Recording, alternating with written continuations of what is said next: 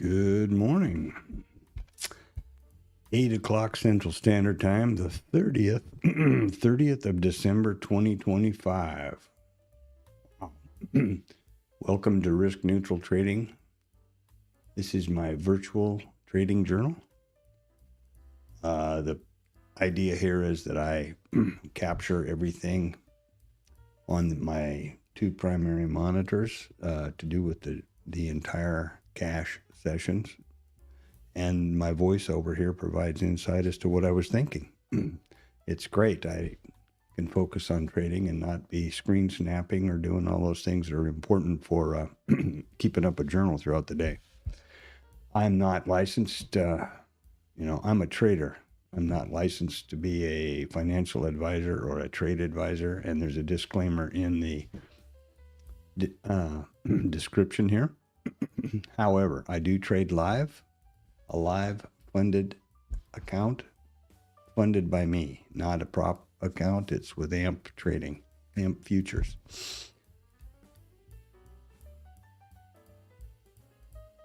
The reason I stream for on YouTube is for an extra layer of transparency and accountability. I have a commitment to not take any trade on this account off of the stream.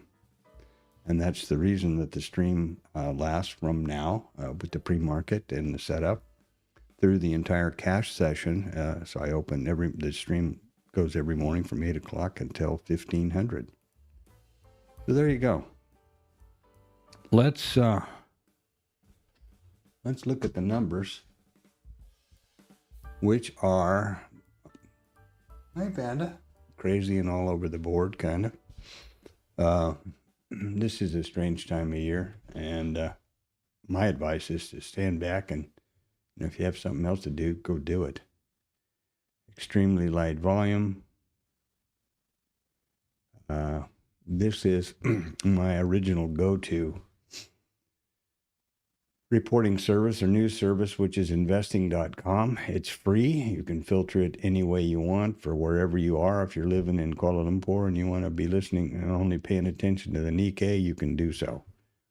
Again, it is free. I try to, everything that I use here is free, if I can, so that it's accessible to anybody that comes through the stream. I don't think it does much good to have a stream or something intended to provide information for somebody, and then you're using a Bloomberg terminal, which is $20,000 a month. That doesn't make sense to me. So I try not to do that. Investing.com is a presentation that I like. I prefer this presentation to screen snap and add into Discord or wherever. You can do holidays, earnings, whatever you want to do today, tomorrow, this week, all those kinds of things. The other newer, I should say, news service that I use now is Financial Juice. You can see that there's a different calendar here than there is over here. They got no mention of Chicago PMI. They both do have the FOMC minutes at 1300. There is this right column is more of a squawk box where things are kind of on the fly through the day. One advantage or one thing that I really appreciate with Financial Juice, first, let me say it's also free. You can pay for both of these if you'd like. I'm sure they'd be tickled to death, but they're free. Filter it for however you want. What I was going to say about Financial Juice, it picks up things throughout the day. Notice that what we have right here. I will promise you that before this morning is over, there will be something in here to do with Trump's going to have a meeting with someone or a press conference or any one of these things that now have been recognized to have a critical potential to disrupt the auction. And so I really appreciate that. No political statement is, that's what they're there for. But when we don't know something's going to happen as traders, that can be a rude awakening. Investing.com, on the other hand, only schedules, reports, and deals with known, established financial and revenue reporting related things. So there you go. Let's get on now to the pre-market. Stand by one. I got to pet my cat. Hey, pet. Why do you always come see Dad just when the market starts? I can't follow you. He's looking for Antonio. All right, the pre-market. Well, that's a pretty important thing. First of all, let's start by, this is Bookmap. It's my trading platform where I execute. This is a top secret proprietary indicator, which is called a vertical line. And I put it on the first print of each session. You can see the first print of the RTH yesterday and the ETH last night. The reason for that is it gives me a good sense of context. It's a visual clue for me, or cue for me. If I can see this blue line indicator, blue boy on the job, I know that the entire session is in range, in view. This is the entire ETH session as we stand so far. There we opened. Here we are. The entire session is 57.43, so it's about 12 handles. The entire overnight so far. So use extreme caution is my advice. Very light volume. We've only traded 82,000 contracts all night, or 70,000 if you're looking at the MES.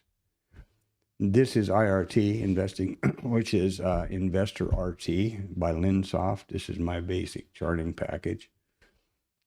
These are the micro ES, micro NQ, and the micro ES micro composite chart, or high time frame chart. And this is the ES. I don't change this to micro or ES. It's just the mini ES market profile chart.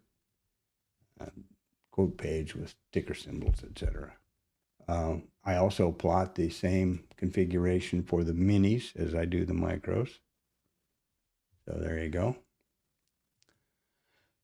And let's look at where we are today here here was yesterday's trade. Get out of the way there, Mr. Info Box. Thank you. Yesterday's RTH session here. Notice on my IRT charting, you can see the chart type, the periodicity, the session on the header of all these charts. Anything in IRT, it's the same. In case you ever have a question. This is the RTH session from yesterday. And here we are in the overnight so far.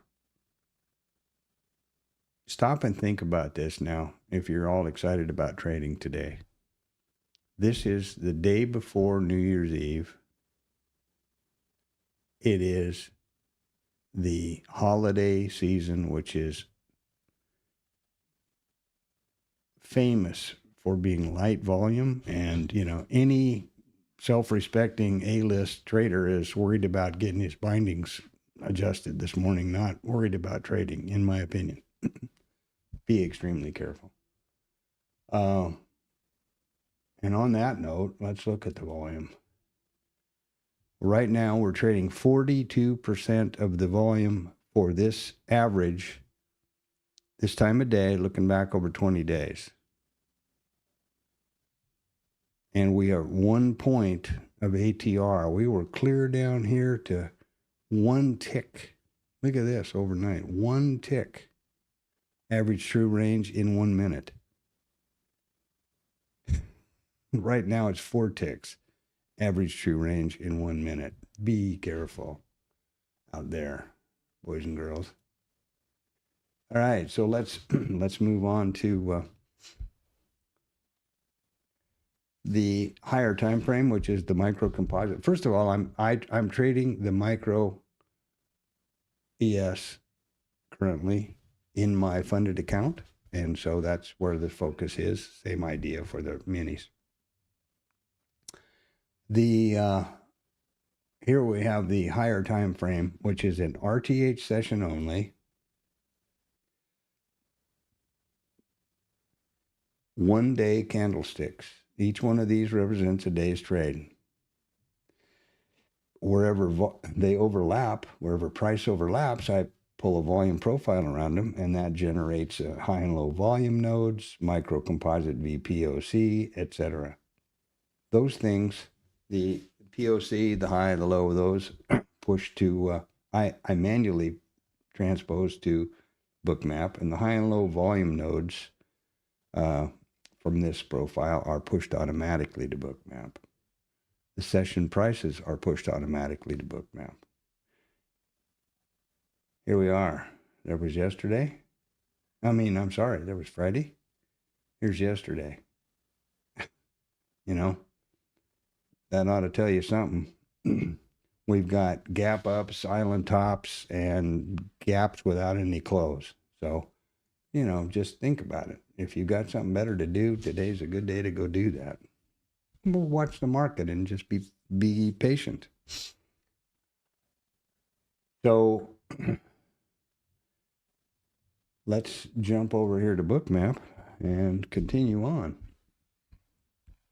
Bookmap, again, the order book, price ladder, dome, whatever you want to call it, session prices, resting liquidity. Will these levels trade out? Maybe, maybe not. It's resting liquidity. These are not trades. These are resting liquidity in the book. They're passive. This is the micro composite column where I enter those values manually that I referred to, and the high and low volume node column right here that pushes, maybe we can see one down here someplace. Oops. There you go. Way down there. This is the full session volume profile, which started plotting last night at 1700 and will continue through 1600 today. This is the RTH session volume profile, which reset yesterday at 0830, and I'll reset again this morning. This is my statistics column and notes, which is important, very important to me. And these are the session prices, which push automatically from Bookmap. Stand by one.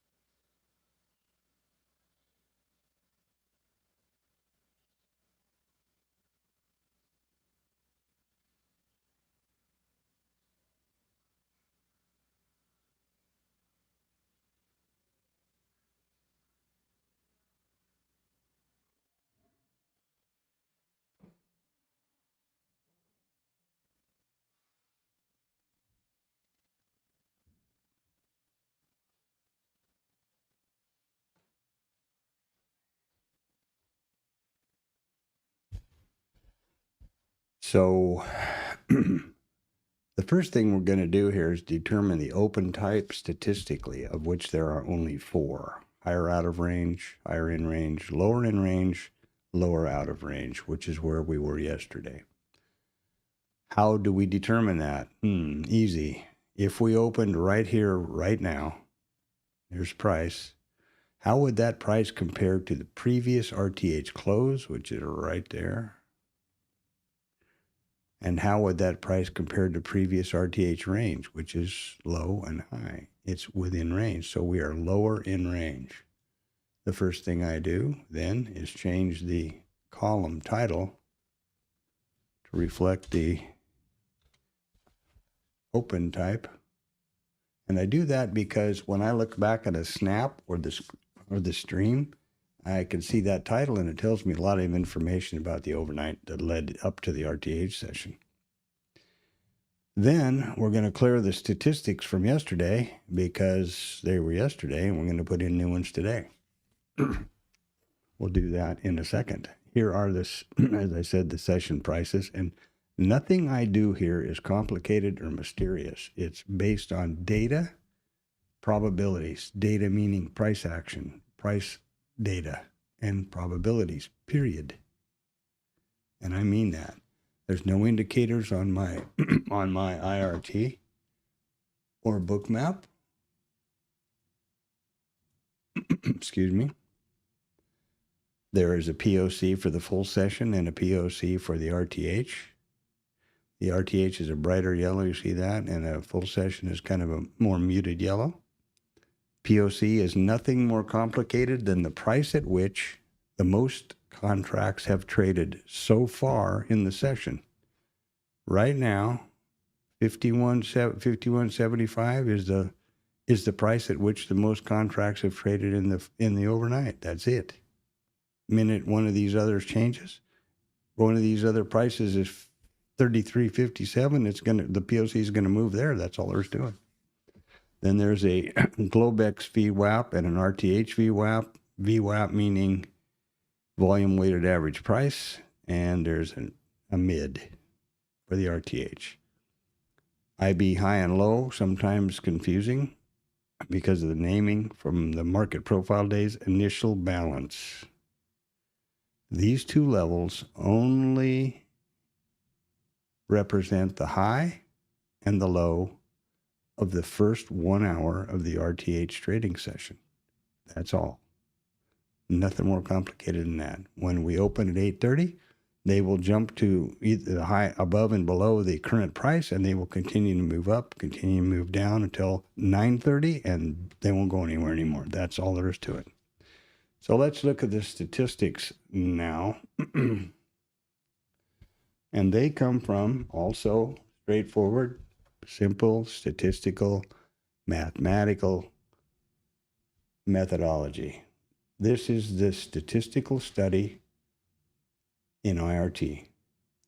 It looks back at 1,647 most recent trading days. Of these trading days, price revisited the lower in range, opened lower in range 483 times. Of the days where we opened lower in range, price revisited the overnight mid 82.6% of the time. Overnight mid 82.6. Bam. And that's just how difficult this is. Then we simply go down the list. POC 80.7. Overnight volume point of control 80.7. Kind of simple, huh? Previous close 74.1. Well, we know where that is.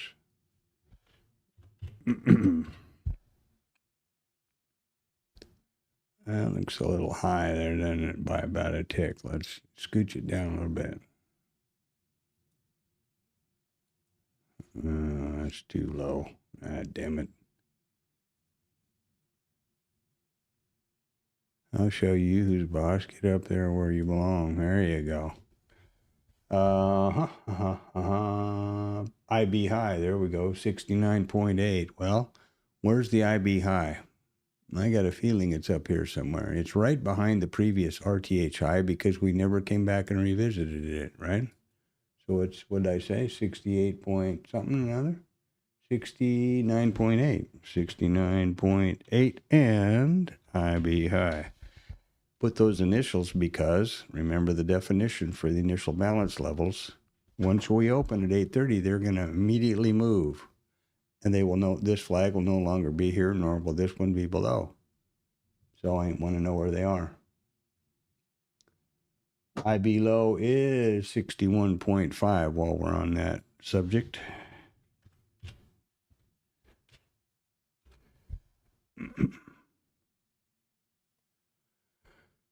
And what else we have lurking about here? Well, overnight low is 66.5. And that's right behind there. So we're not going to be able to do much about that when they're all stacked up. Overnight high is 51.6.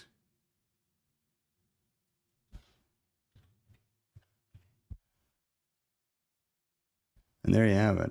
We can keep going, but at the moment I need to pull off and do another snap here, which I do every day, called the Traders Lab. Snapperoonie.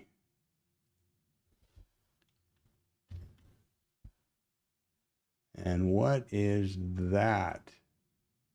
Well, it is a Bookmap Discord chat room started by a guy named Tom B. And it is, of course, it's a Bookmap chat room. So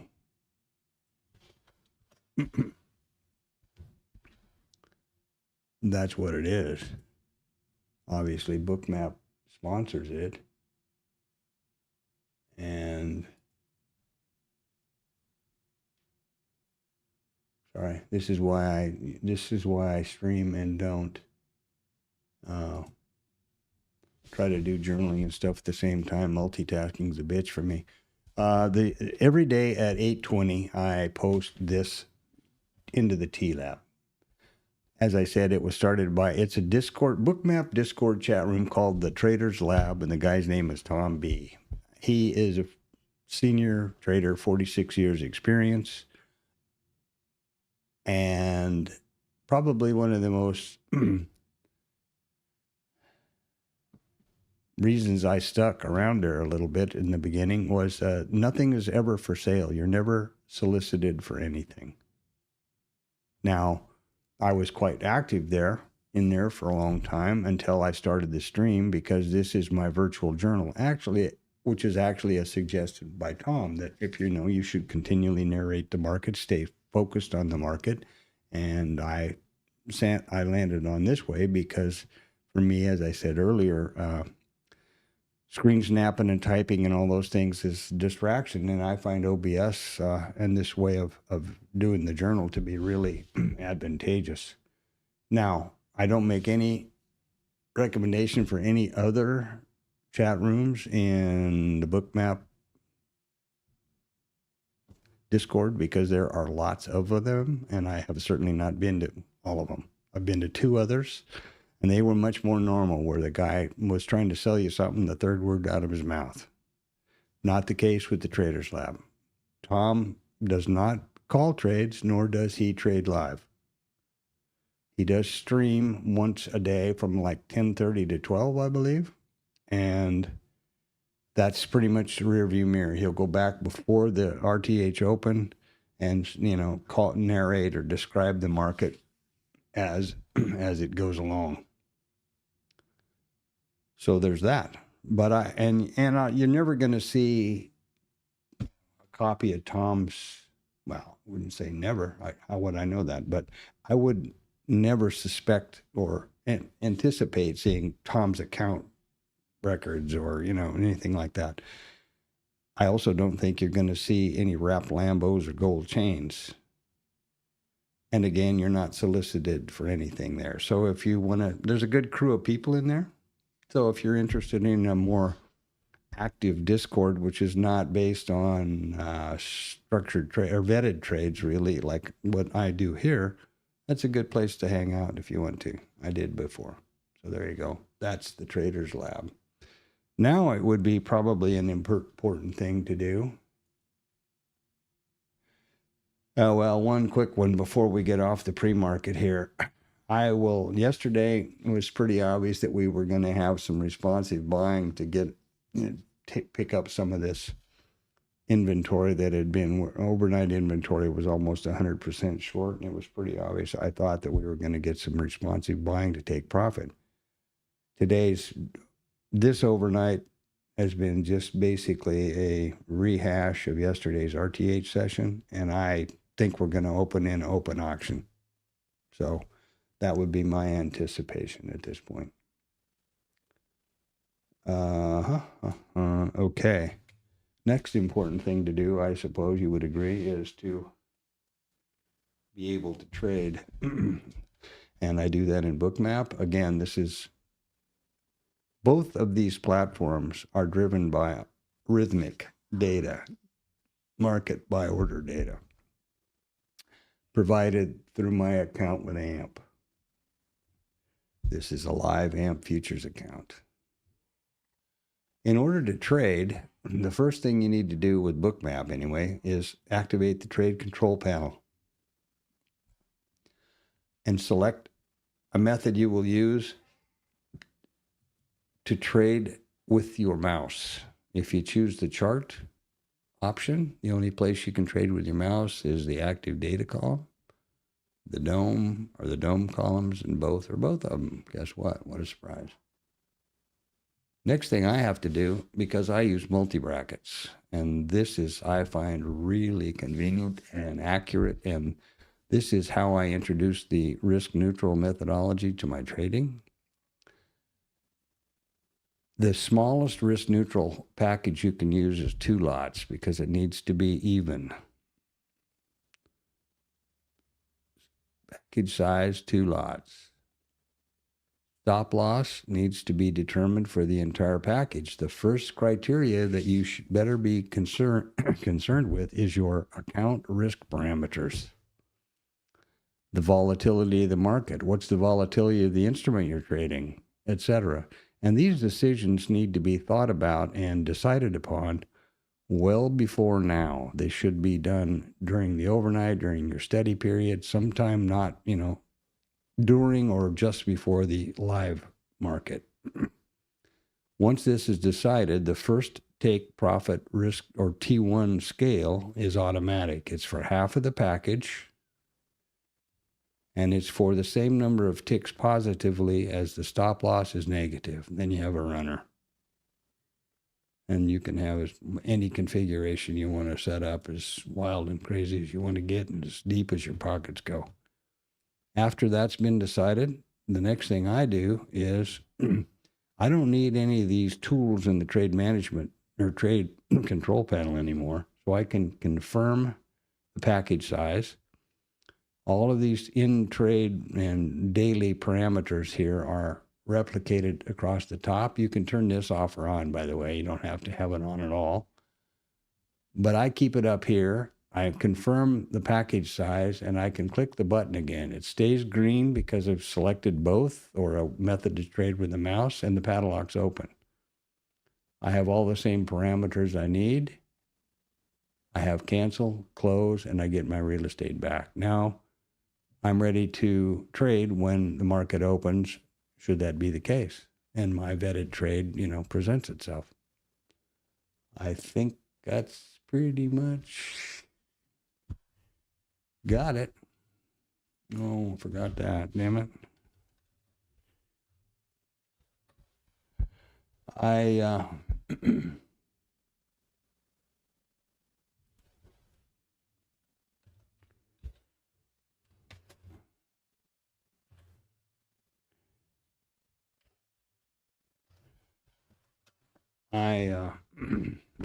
Be watching with bated breath here if my own profile is going to reset.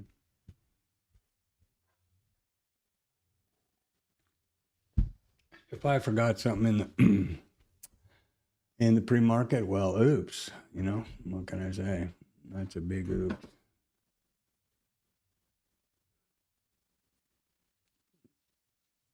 Welcome to the stream. Welcome to the channel. Remember, this is my virtual trading journal. I trade live and in full detail with nothing hidden or concealed or, behind a paywall. That's not the point. Who am I trying to kid? Me? Crazy, huh? So there we go. And there we go. And that didn't set right, but now I reset it by double clicking it. So it's off a couple seconds, but oh well. Oh well. Now, what I need to do now is change IRT from full session to RTH session. And that's pretty, what am I doing? That's pretty tough. You go like that.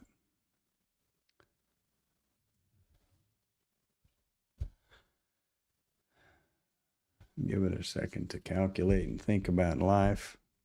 So this is now the RTH session and the opening RTH session.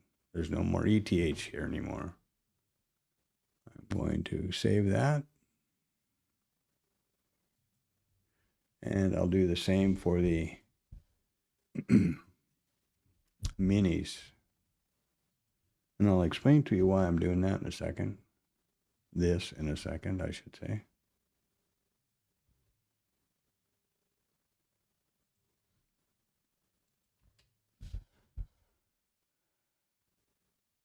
I do this to, there we go.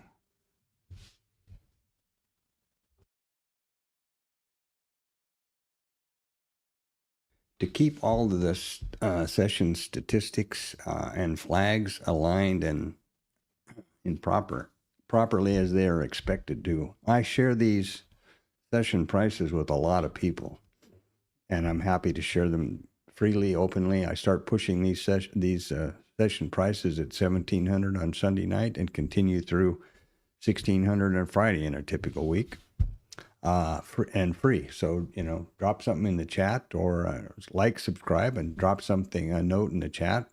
And I'm happy to hook you up with these. Comes as a CSV file from Google, and you just drop it in your Cloud Note column or your indicator here, or in any other platform you use. And there you go. You've got them live and direct, continuous. So it's about time now. You see that we've got the IB high and the IB low. How low can they go? We need to push our blue boy here, get his cousin it on the job.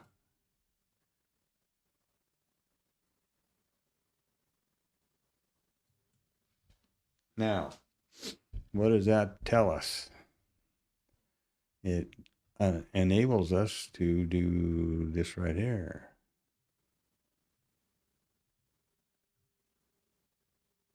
Come on. There's the opening print of the ETH session last night at 1,700. And that's the total overnight trade. And here we are. Pretty simple.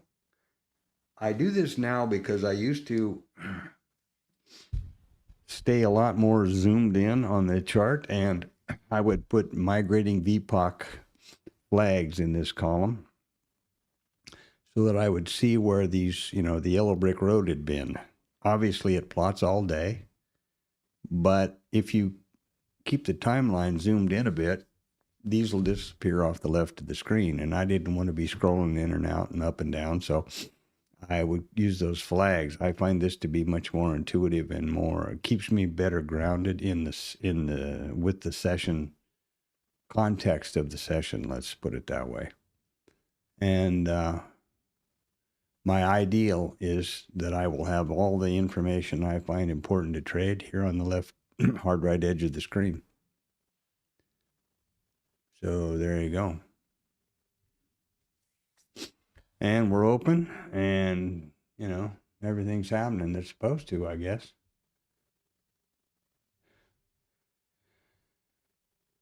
Again, I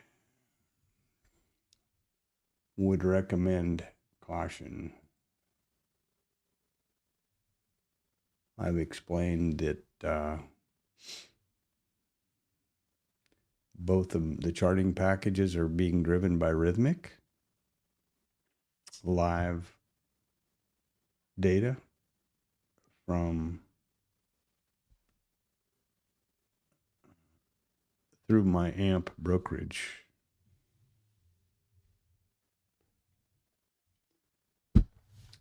And not paper trading. I don't know a way to show that without disclosing everything. I have no problem, as you'll see through the day, I have no problem articulating exactly what I'm thinking in terms of setup and signals and the system that I've back tested and trading live as real time as you can get it. Obviously, I suppose anybody that's listening to this knows that there's a delay on YouTube. So when I put a live trade over here in IRT or on Bookmap, it's going to be whatever the lag time is to before you see it. So be careful.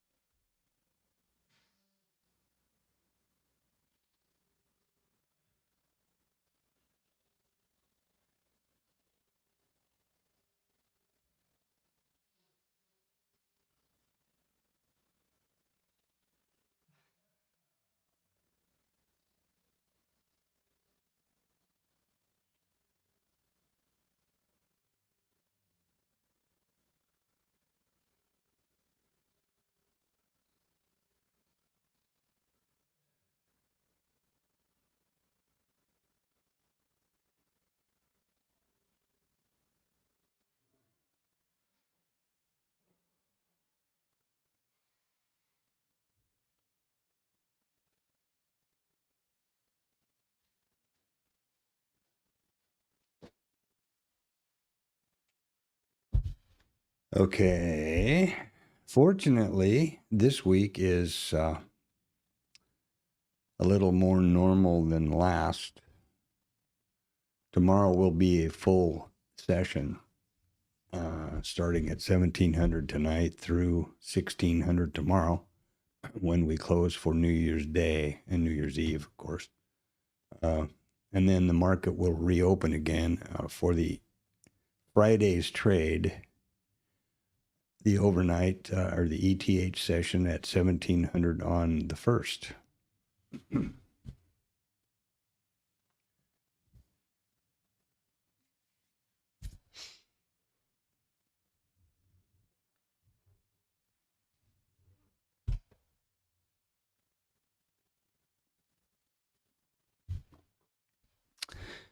there you have it. That's my story, and I'm sticking to it, by golly. Once again, I'm just, I'm going to probably say this every 15 seconds the rest of the day. Always, always, always, your prime directive, motivation, mission, whatever you want to call it, as a trader is to preserve your account, be able to trade tomorrow, and of course, grow your account. This is a really, really light, dangerous environment. 40% volume at this time of day. This is the open, for Christ's sake. This is the RTH open, and we're trading 41%. Now, ATR zoomed way up to 2.75 points. Many days this is up around 10. Be really careful.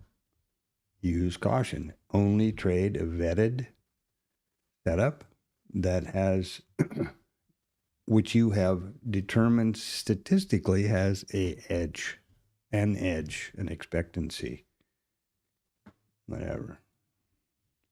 That's okay.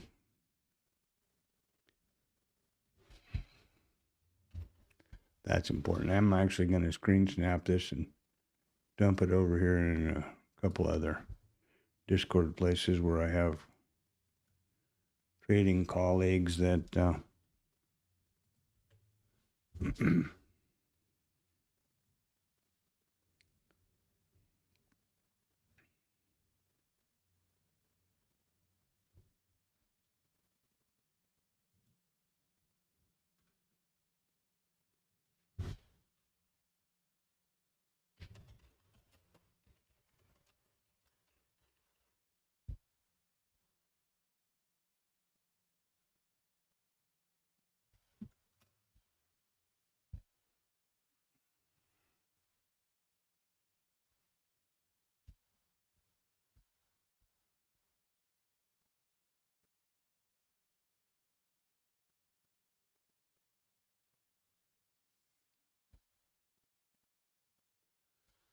Okay.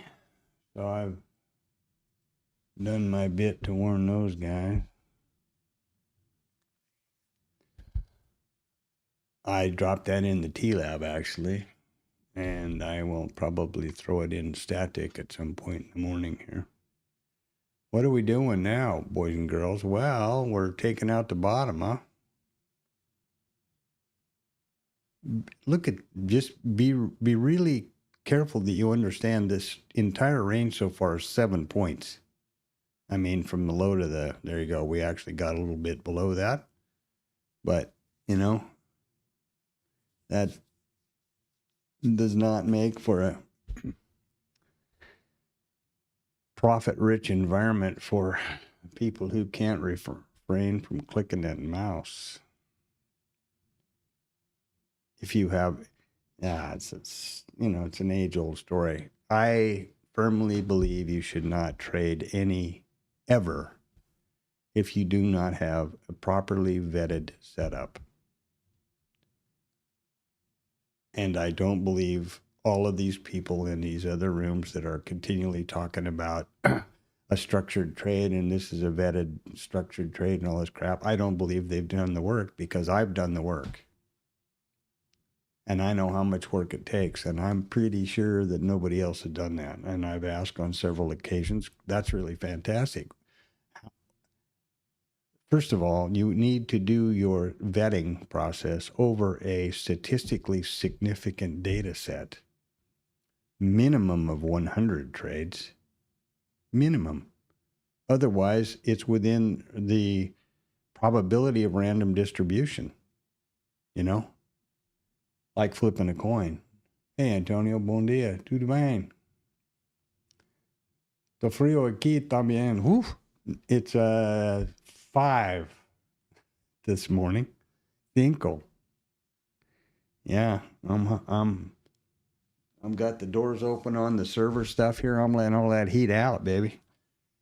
I think it's supposed to warm up though. And Happy New Year. Almost. Tomorrow's a full trading day, so that's better than last week. But yeah, we're in a real light volume area. You'll see a lot of people taking trades in different rooms, and in my opinion, there's no frickin' way they have vetted any of those setups.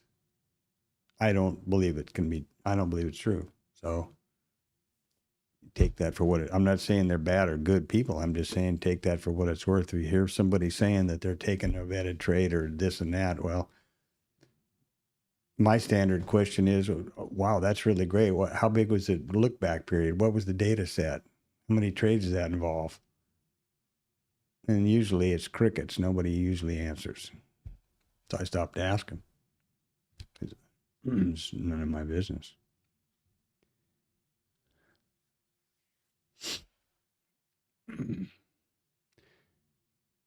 And one of the things you need to think about while I'm on that rant is, meat on the bone.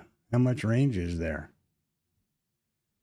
If you got short on the opening trade because somehow, you had a vision of Mother Mary and she told you to go short or something like that, who the hell knows? Or VPOC migration maybe. What's your range? A point, 2 points to all of this, all of these obstacles? I don't think it's a statistically favorable condition. So let your conscience be your guide.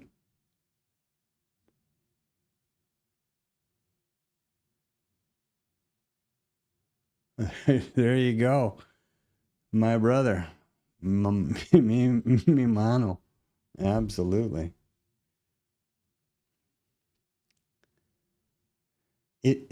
I was always I of course have never been to Portugal, as I've told you before, but I was always under the impression that it was much more of a warmer environment. Is 5, I think 5 is probably pretty chilly for you guys, isn't it? I know if it ever got to be 5 in Angola, the whole country was frozen solid.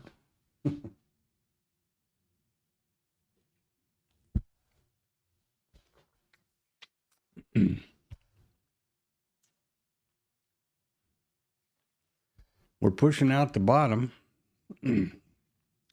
Notice that the IB or the overnight low is now the IB low from yesterday.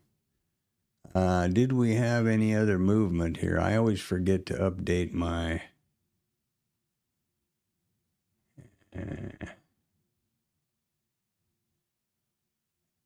As we get ready to open, obviously price moves around, including the overnight volume point of control, etc., which was right up here.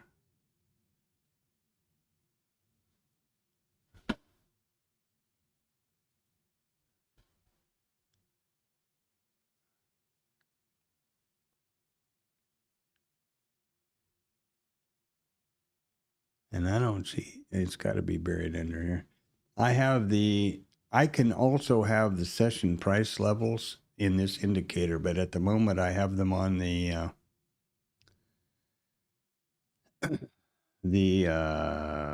zones to do with my the trading system that I'm vetting. I'm looking for the overnight volume point of control, which should be right there at the open.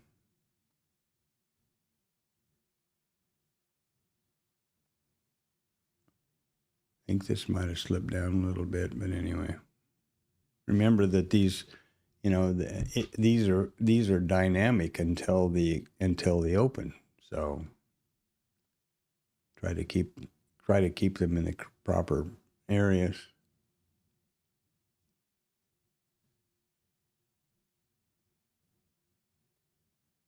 Oh wow, there you go. Wow.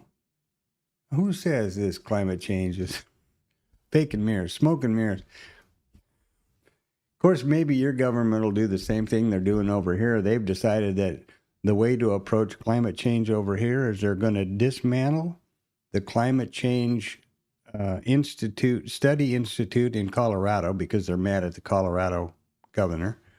And they've ordered NASA to destroy the satellites which monitor and evaluate climate change. There's a good idea, isn't it? That's a great way to save money. It's incredible.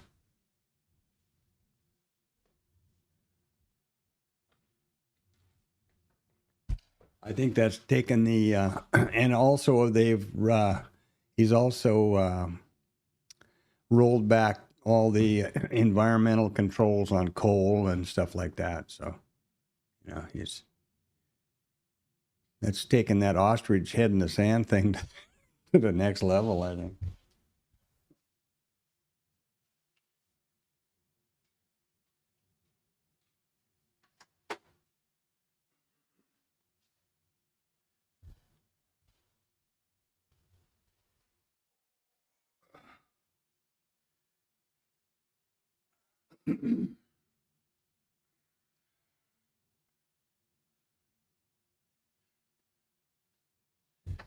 Well, I'm assuming that was the one of the numbers that was expected this morning.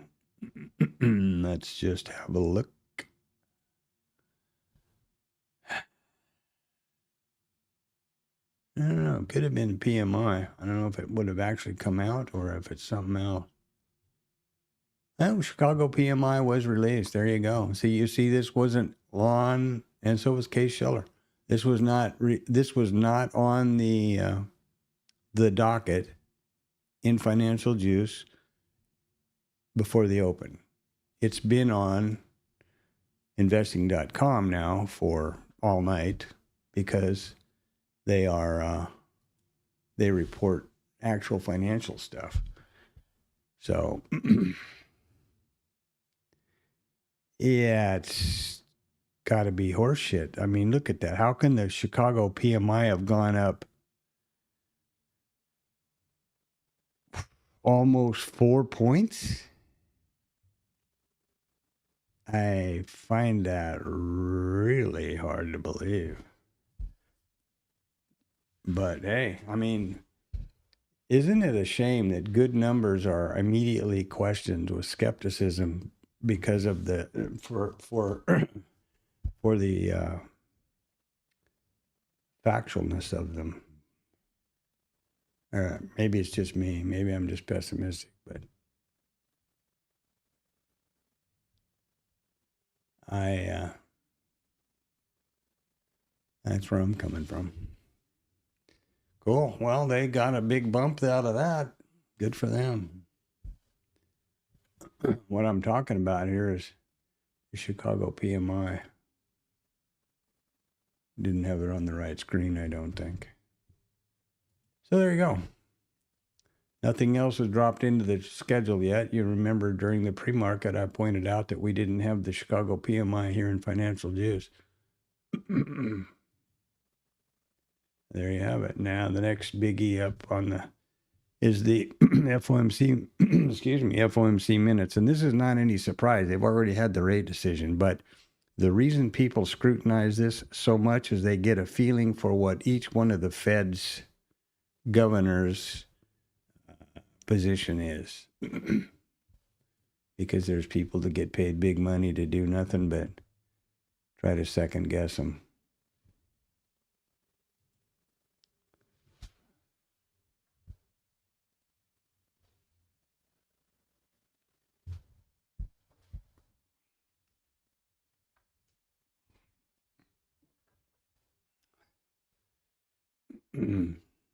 Cool. Well, oh, there we go.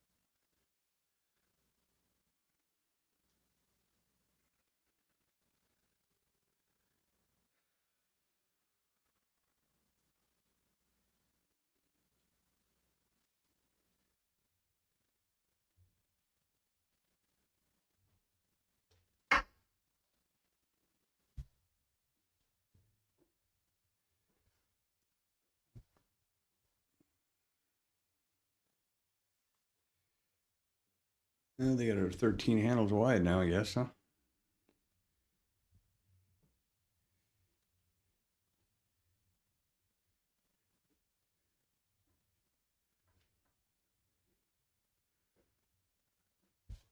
I really don't believe those numbers at all. I'll have to look at one of the interesting things about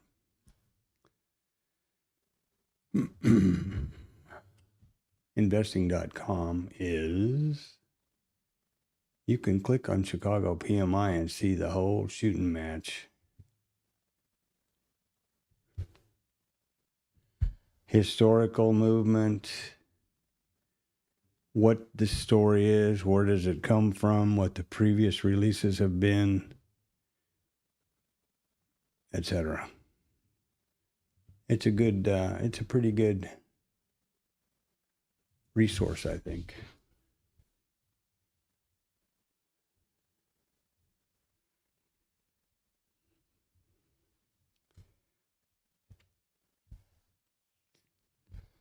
And again, it's free, so, you know. Mama said free's good.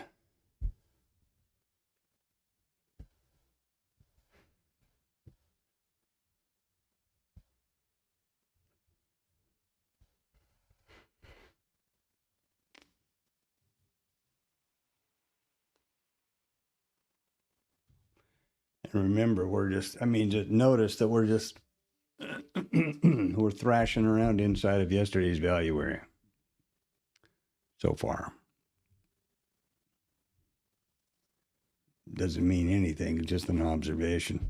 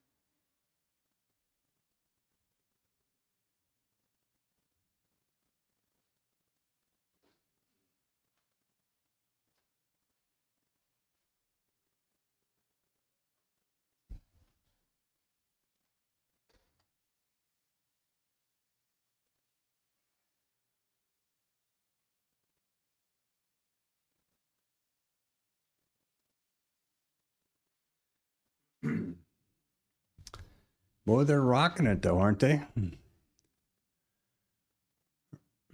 Headed for that IB high of yesterday, which almost closed the gap. So we've still got that.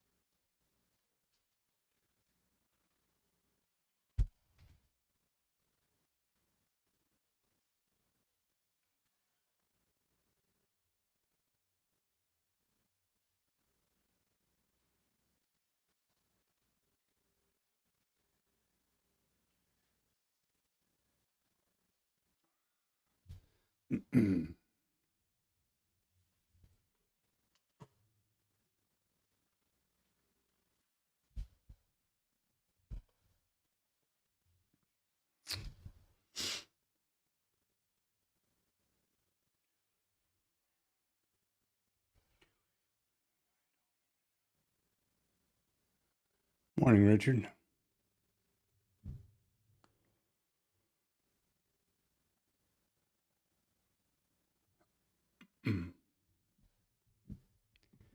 Chilly all over the place today. It's 5 over here also.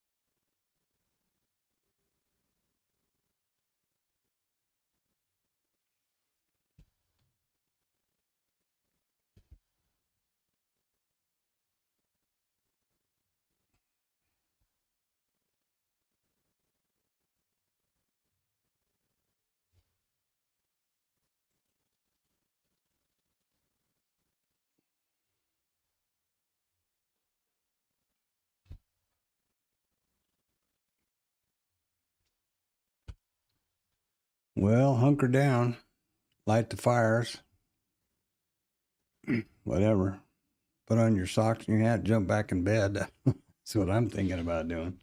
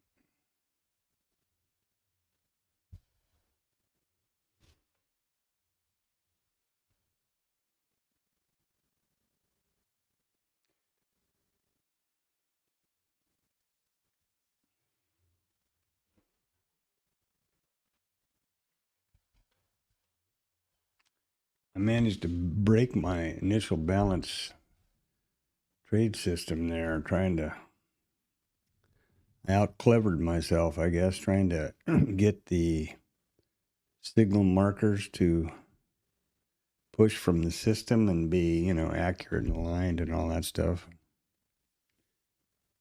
Somehow I got some of the code corrupted apparently for the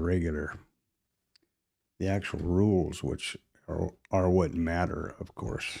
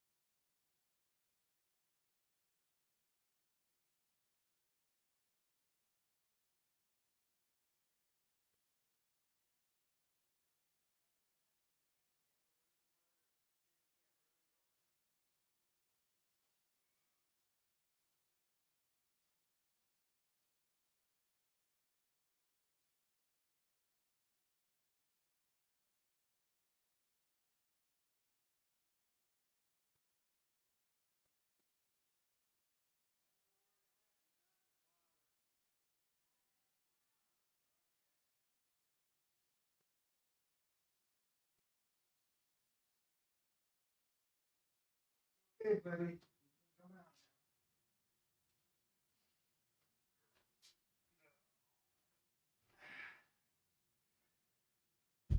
Come out. All right. Now what? What happened? Nothing.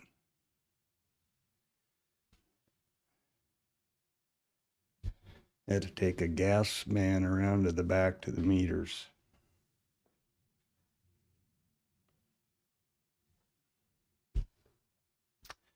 And it doesn't look like I missed anything.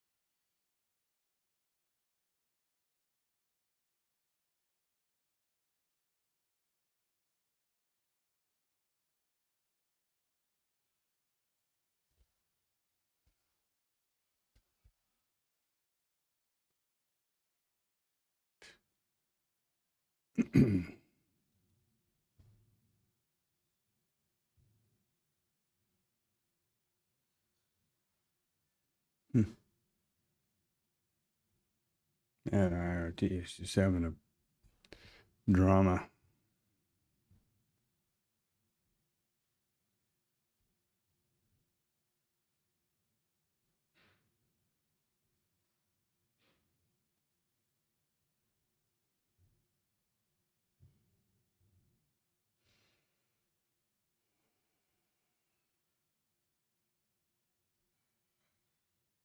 Yeah, there we go.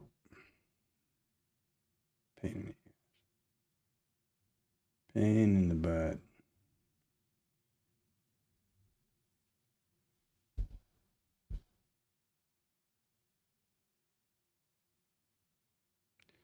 Selling her down again. I guess maybe that Chicago PMI, somebody figured out that wasn't the right. I don't know. No clue. If you're doing mean reversion trades and you've got those vetted or whatever else, good for you. What a nice outside in, huh? Who knows what'll happen now? And a few minutes till the IB statistic sets, and then see what drama starts to unfold over here on this side of life.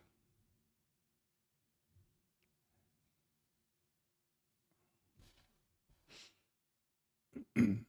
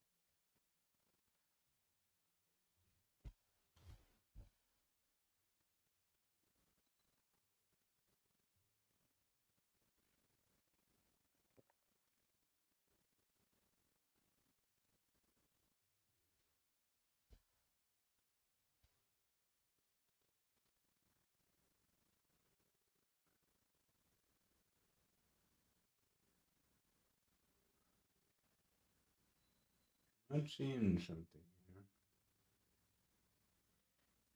Seem to be breaking this faster than not.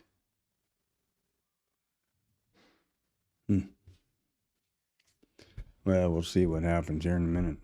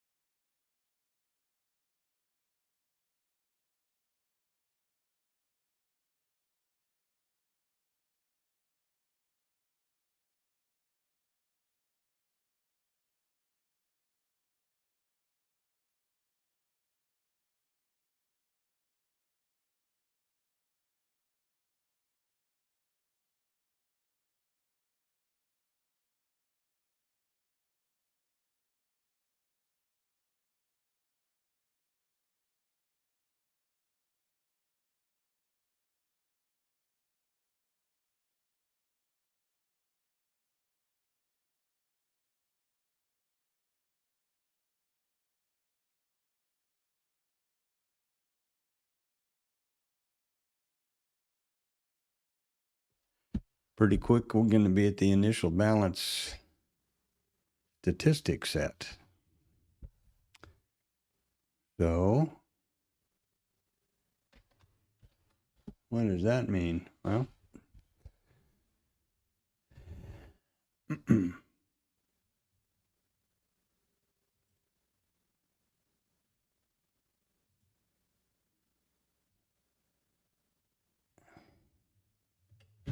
the initial balance is also the statistic associated with that is illustrated here.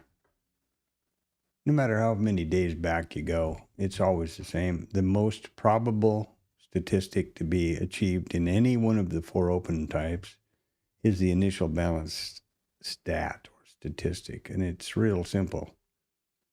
There's greater than a 90, well, today is 98.3% probability that the IB high or low will be achieved or revisited at some point between 9:30 and 1600 today, the RTH session, after the initial balance is set.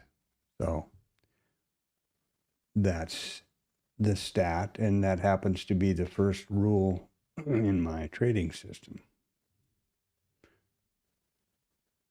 Over here, IB stat. So there you go. Which I've managed to break, so I won't pay a lot of attention to the system today, but see what happens. And one thing that I should warn against, I think, I do every day, don't trade in anticipation of the statistic. That is a real bad habit, which I can speak from experience. Perfect example today. We've got 6 minutes. The initial balance statistic is set. Here's the IB low. We're trading down here below the low. VPOC has just migrated lower, outside of the mids and the VWAPs.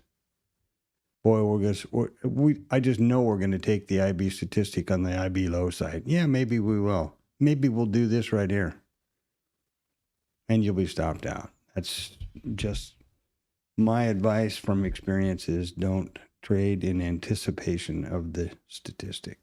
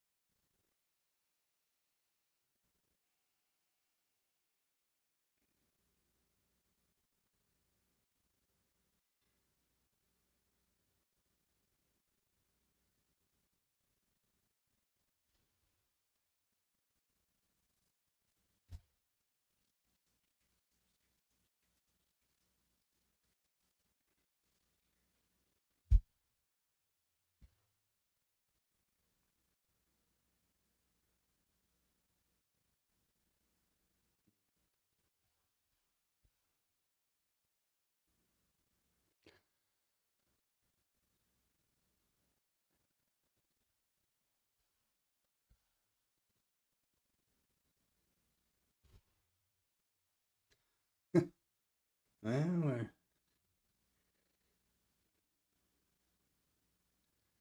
trading them. And what is our illustrious volume doing this morning? Well, oh, they're zooming way up here. We're up to 51%, but the ATR has dropped down to 2 points. So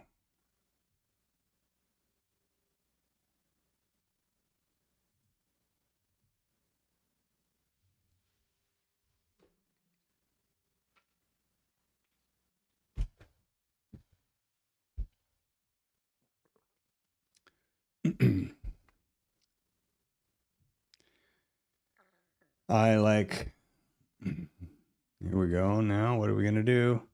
Oh, look at here. Guess what? It's still not the initial balance low. It's still not a statistic.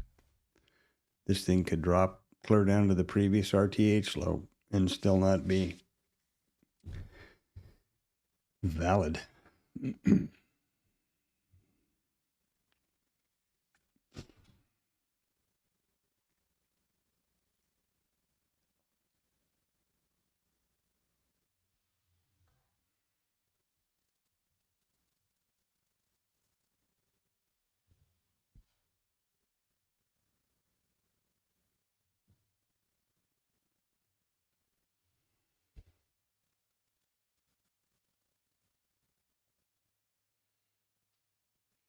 Those volume dots there, or the balls, or whatever you call them, are delta.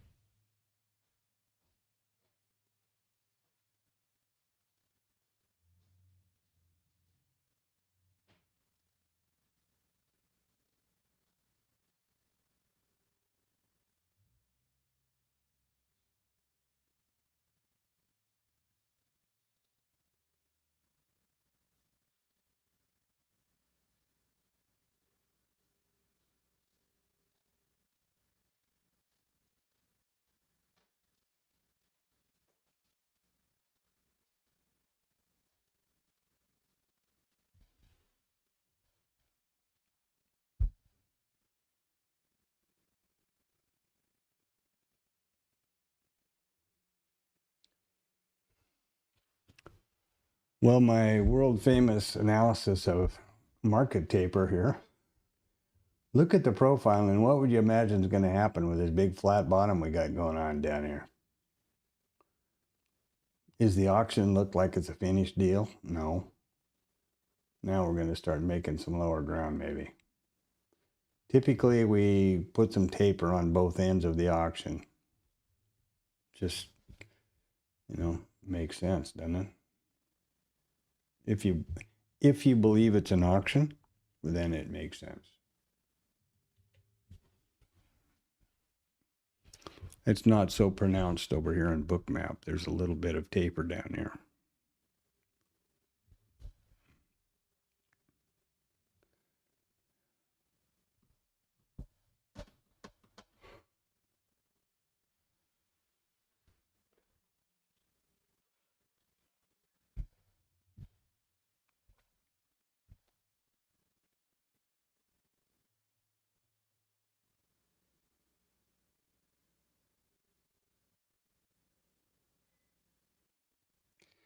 All right, so the IB statistic is a thing.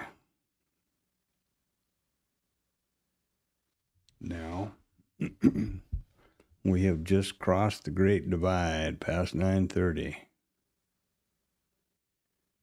Do I suppose it's going to be the IB low? Looks good to me, but once again, I repeat, I'd like to have a quarter for every time I tried that and it didn't. I got it stopped out, so there you go. Let your conscience be your guide.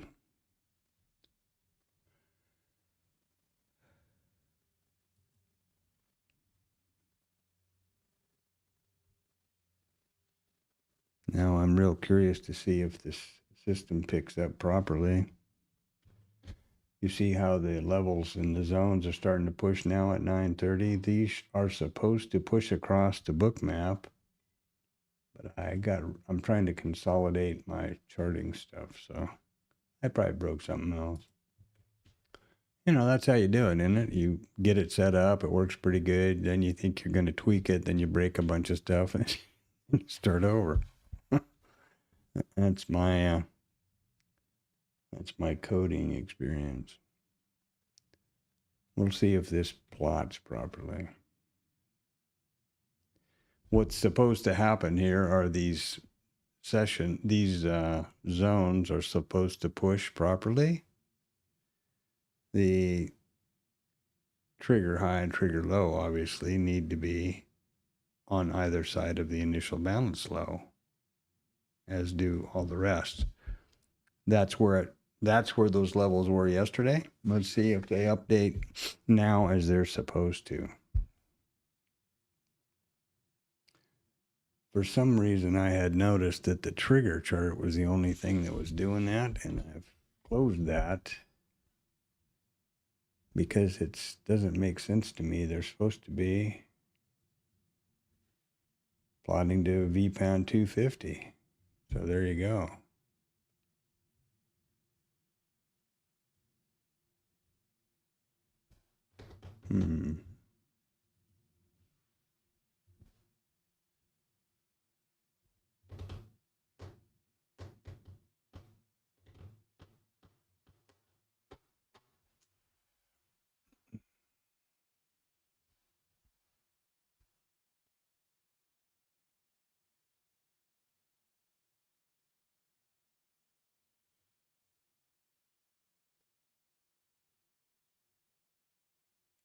Guess I can get that stupid clock out of here.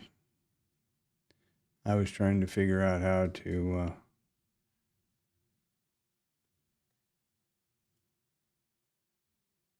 I was trying to confirm the rhythmic session times with Bookmap, trying to figure out this reset story.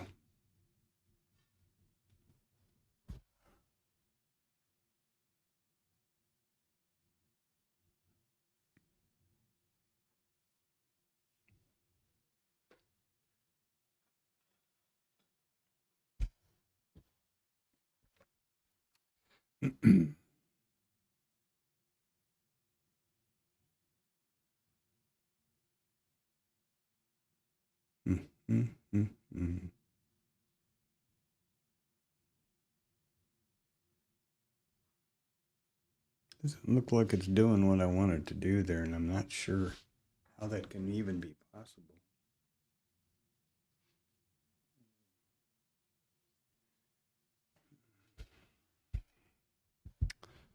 But we'll let it recycle one more time and then check it out. Still haven't taken the IB, by the way. You see that? Now those, look at all the selling going down. Look at all the stops being hammered. Everybody picking the bottom. So there's 2. We get up to 5, and this, everybody that was so excited to call that statistic is opt out. Not that I'm proud about that, but it is a fact.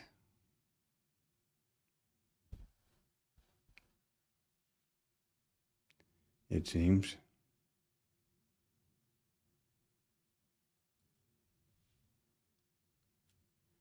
What the hell is that now? Okay.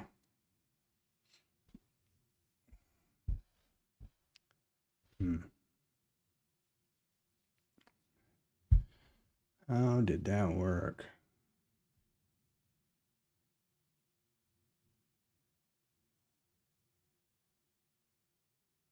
There we go. So there's our IB statistic. Not the case for the actual signal in IRT.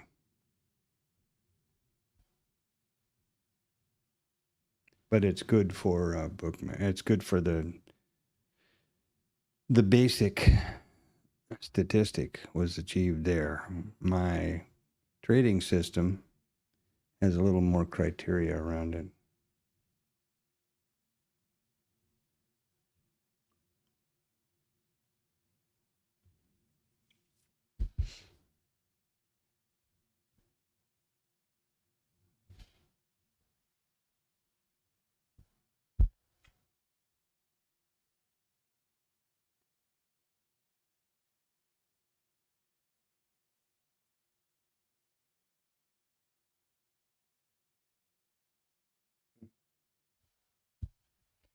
Well, I'm really disappointed as to why that's not working.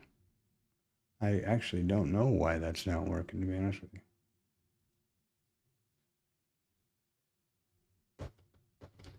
I don't know what in the world or why that would be the case.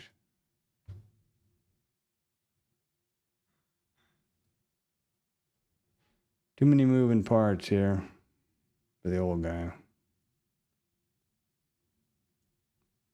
Too many moving parts.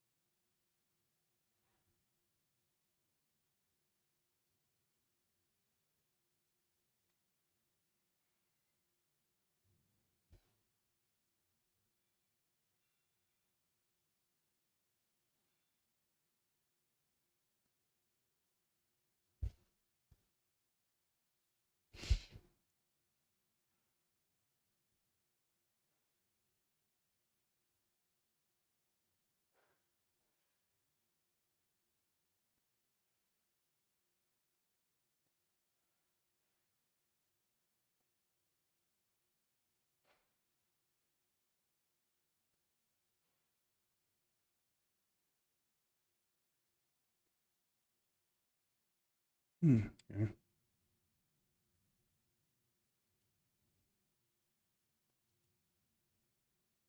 Well, let's see if I can get this figured out.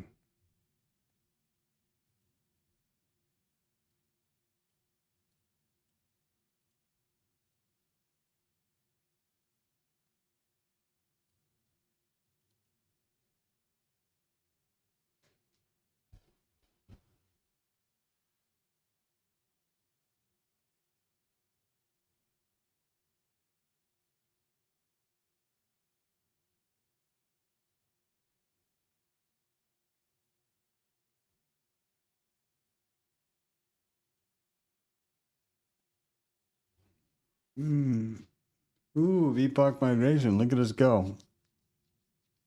There's a favorite of a lot of the folks over in the TLab.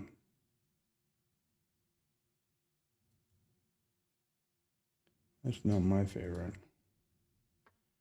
I've had nothing but disappointing results with that thing. It's obvious who can miss where the yellow brick road's going, right? But that doesn't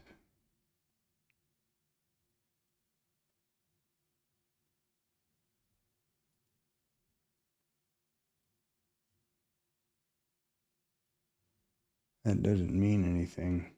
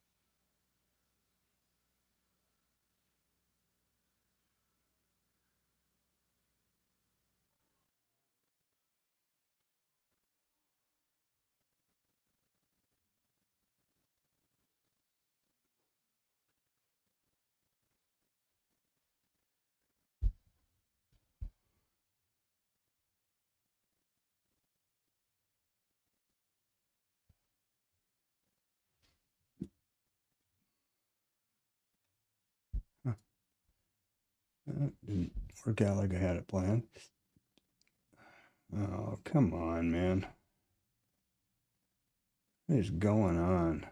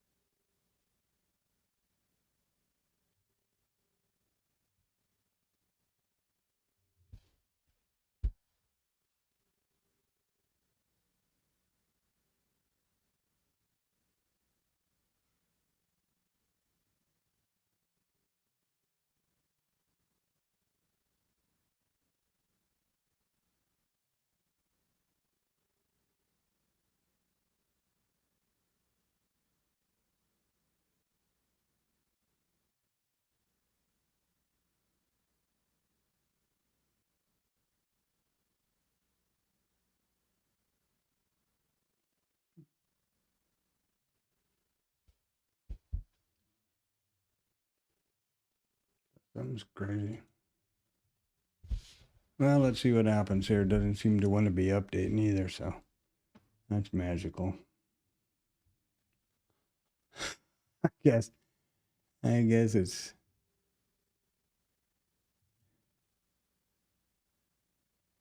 trying to tell me something. Should have a signal there. An IB signal, actually. Very definitely right there. So we have an A, which we don't have anywhere else, I don't guess. Let's get rid of this chart. Get over here.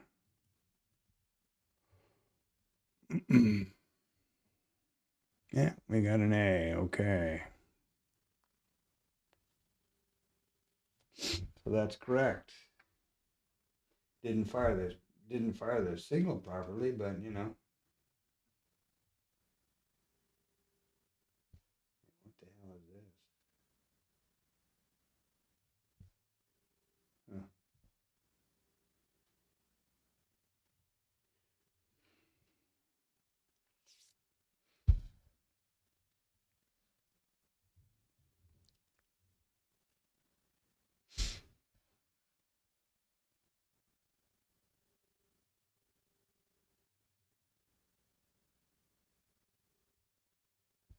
I'm son of a bitch if I know why that's not working.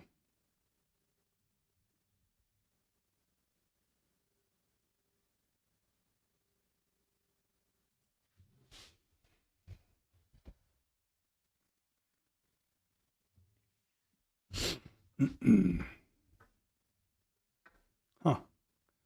Pretty strange, pretty strange.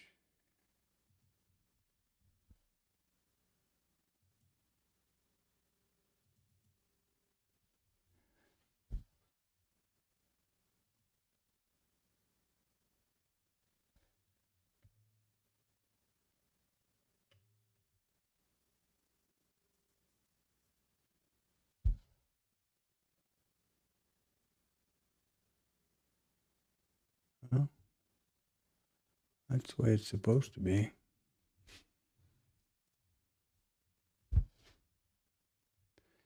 I don't know what's going on. I'll be the first to admit that. Oh, and it's doing all kinds of funky stuff now. It's putting, look at it's pulling these levels, these quote pages over the top of the existing stuff, and I think IRT is having a problem here. These quote pages are not supposed to be there. This is some annoying thing that happens that I don't like even a little bit. Hey, Panda.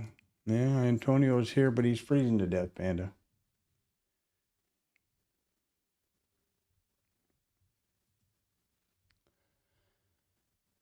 Yeah.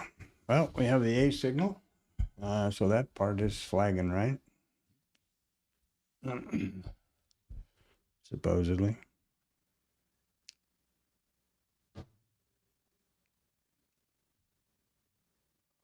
Well, let's see what happens. I'm puzzled as to why I don't have my levels over here going the right direction.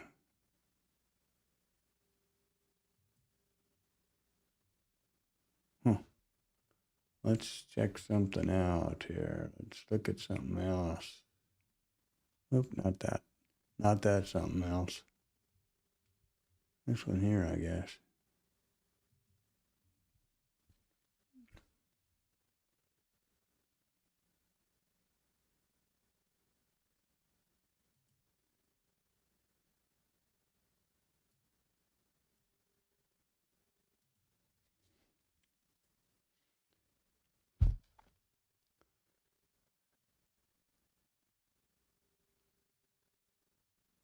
Well, it might have loaded successfully, but it didn't load in the right spot. So I guess it's not updating. That's pretty weird.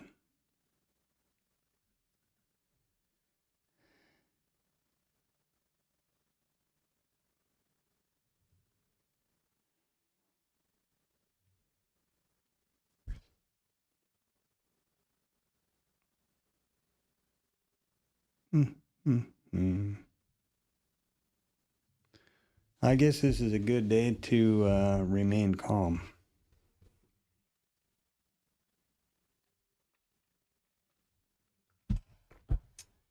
Essentially, we should be getting a B signal here. We have an A. Now we should be getting a B into the, if it closes into the pullback zone, right here. And that would mean, yeah, it did. So there should be another level. Yep, and there we are. There's our B level. And then this should set to 0 in the next little while. And why it's not, I have no idea.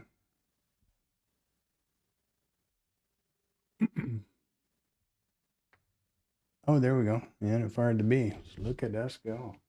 Isn't this cute? And then it'll come down to the, it would then come down to the trigger zone.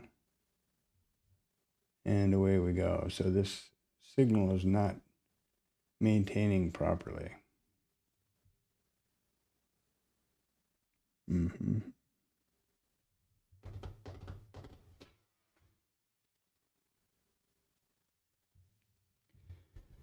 And I'm more disappointed about why it's not pushing across to the session prices. I'm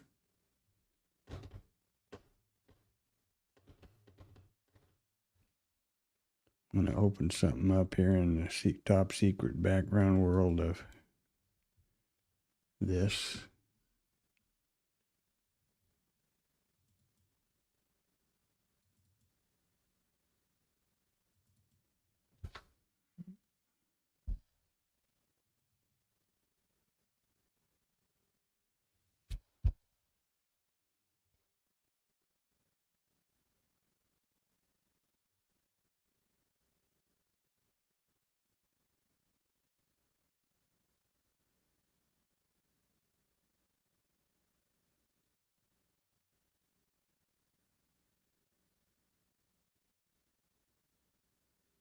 Oh, that hasn't updated all night.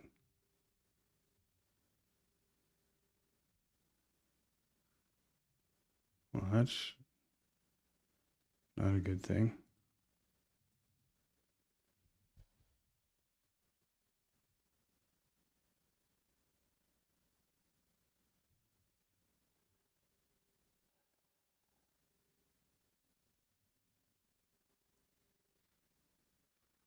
Wait a minute.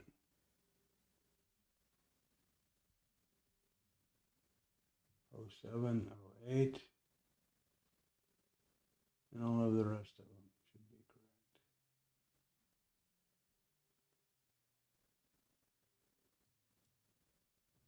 correct. Okay, and lines out.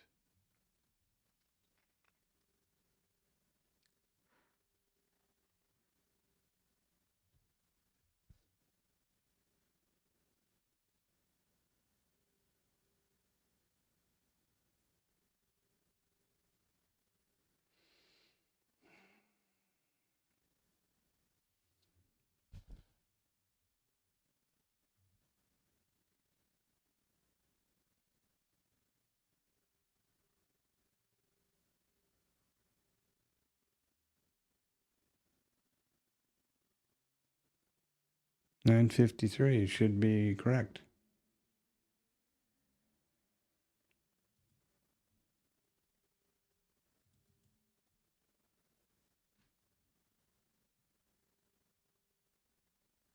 Why aren't they updating?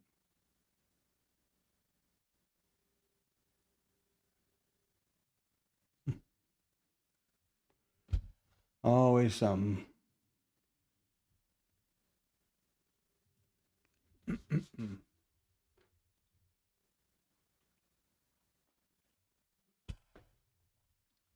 59.60. Yeah. Well, I got no idea.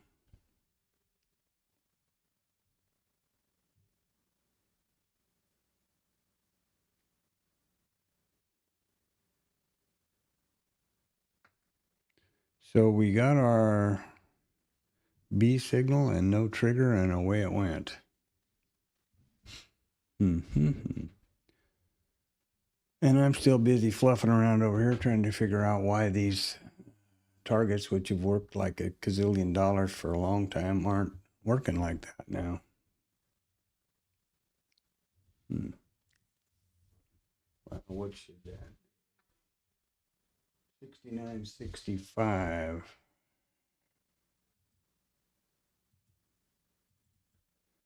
And that should be, hello. Hello.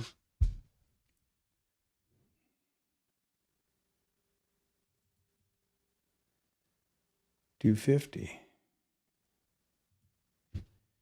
Well, let's get back over here and see what 250 looks like.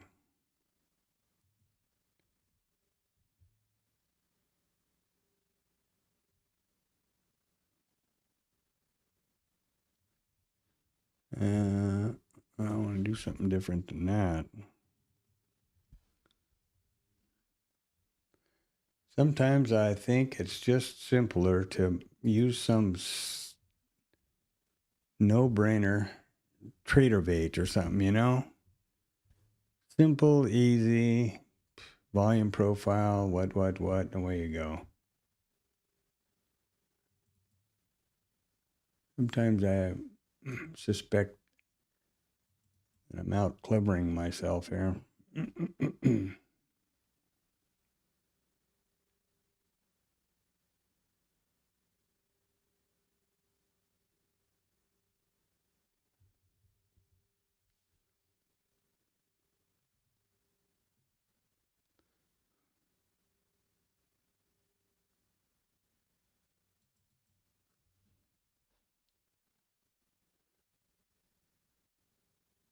Wait a minute.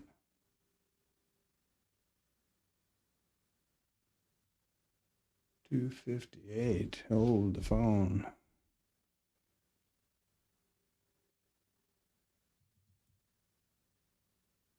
$250. The hell is going on here? That's pretty weird.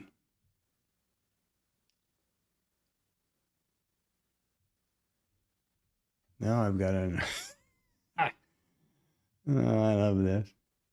Further down the rabbit hole I get, the more, you know, the her I go, the behinder I get. That was this thing my mom had on her wall, kitchen, little plaque thing. 250.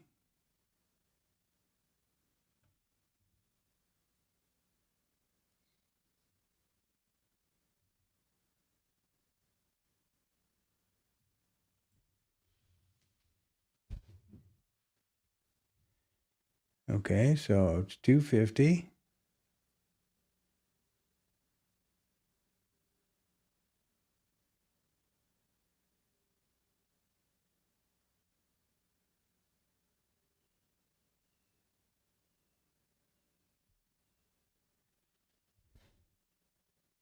How can these have gotten all screwed out?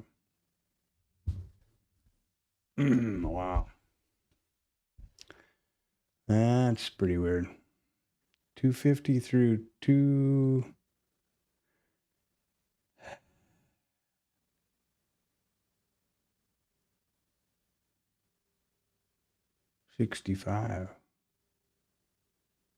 Does that have any of the triggers in it?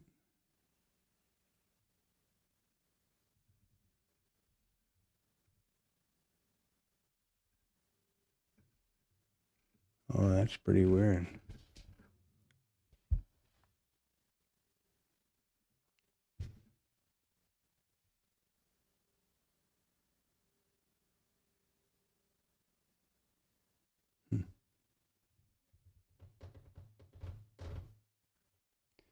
Well, that's pretty strange.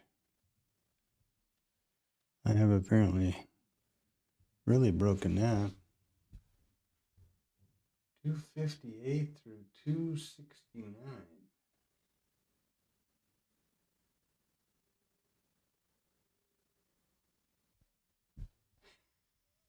I don't know. Now, what's going on? Who's on third? Sometimes I wonder if this thing resets itself or somehow or another. So 250 to 259.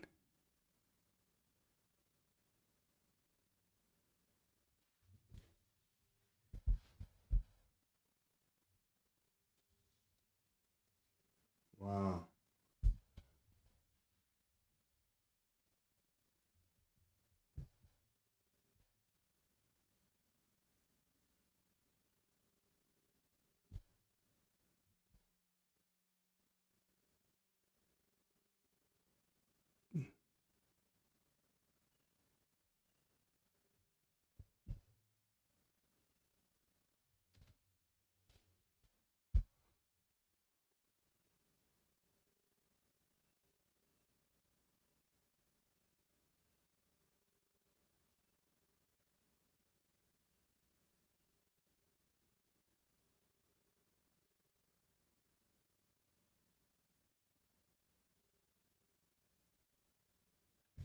Oh, that's freaking weird.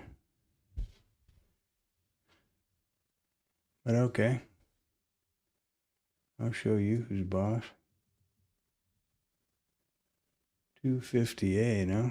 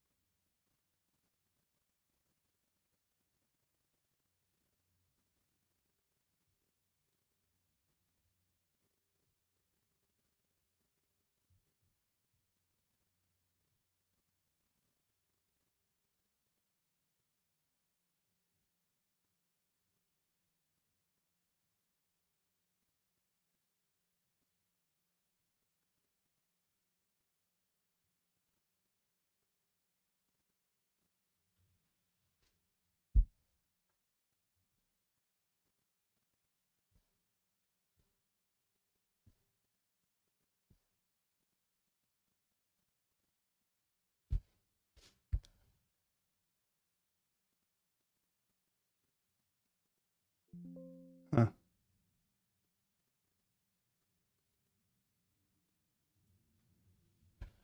Well, that's pretty weird. What button refers to what? CI indicator. The hell are they talking about?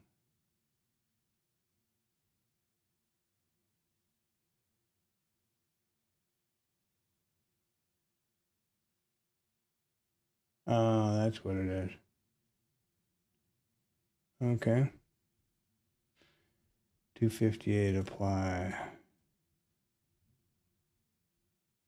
All right. Try to see if I get this working while I'm busy doing nothing else over here. 259, I guess.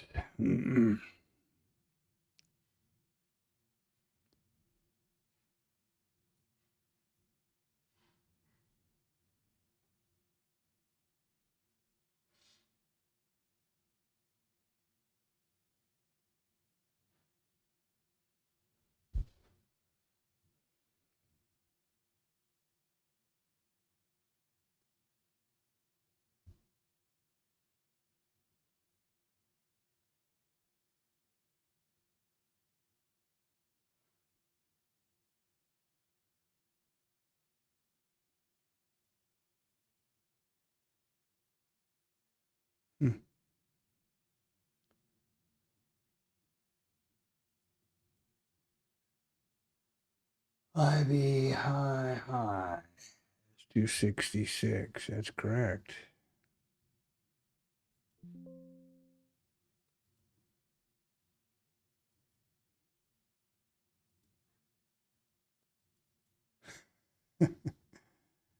Oh, always. Let's get rid of that goddamn thing.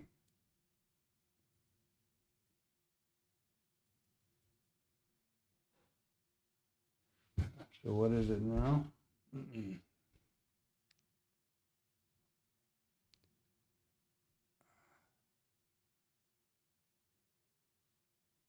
260.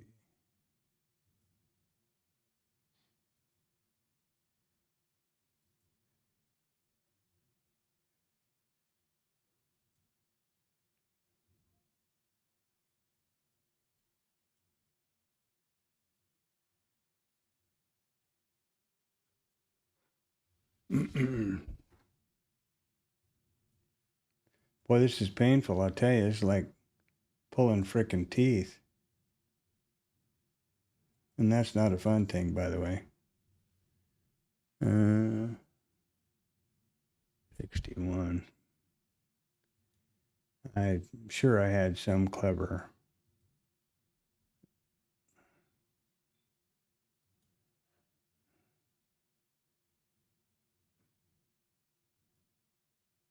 Scheme up my sleeve when I did that. I know what it was too, but I'm trying to get rid of the trigger chart, and it's what it's doing is just making a mess of it. I've gotten myself all balled up. And that's the pullback high. Pullback below high 62. Yeah, okay.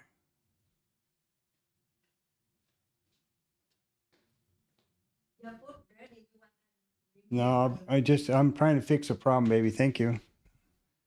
Oh, Mama's coming to save me. Thank God for her, I'll tell you. Thank God for her.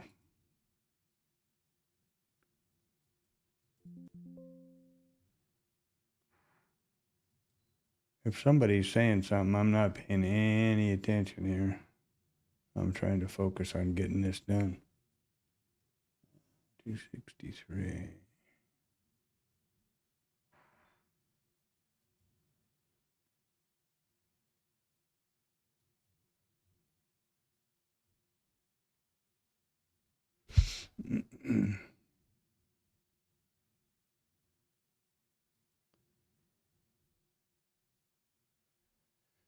Oh boy.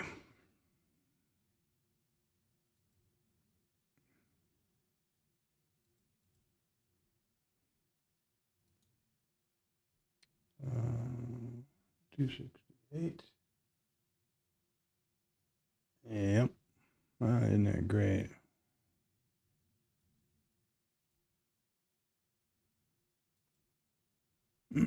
Well, at least this will have gotten that trigger chart out of my hair as far as where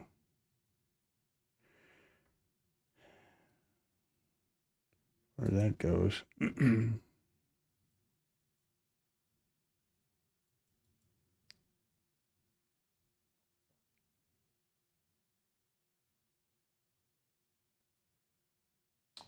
$264.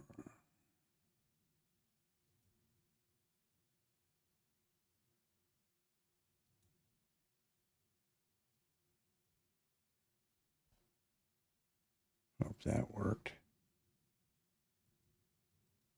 Better make sure. Yep. Okay.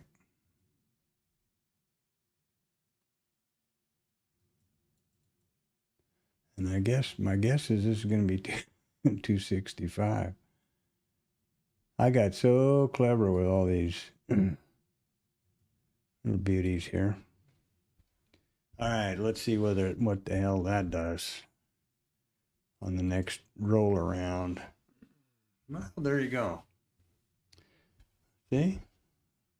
Old dog can be taught new tricks. There we go.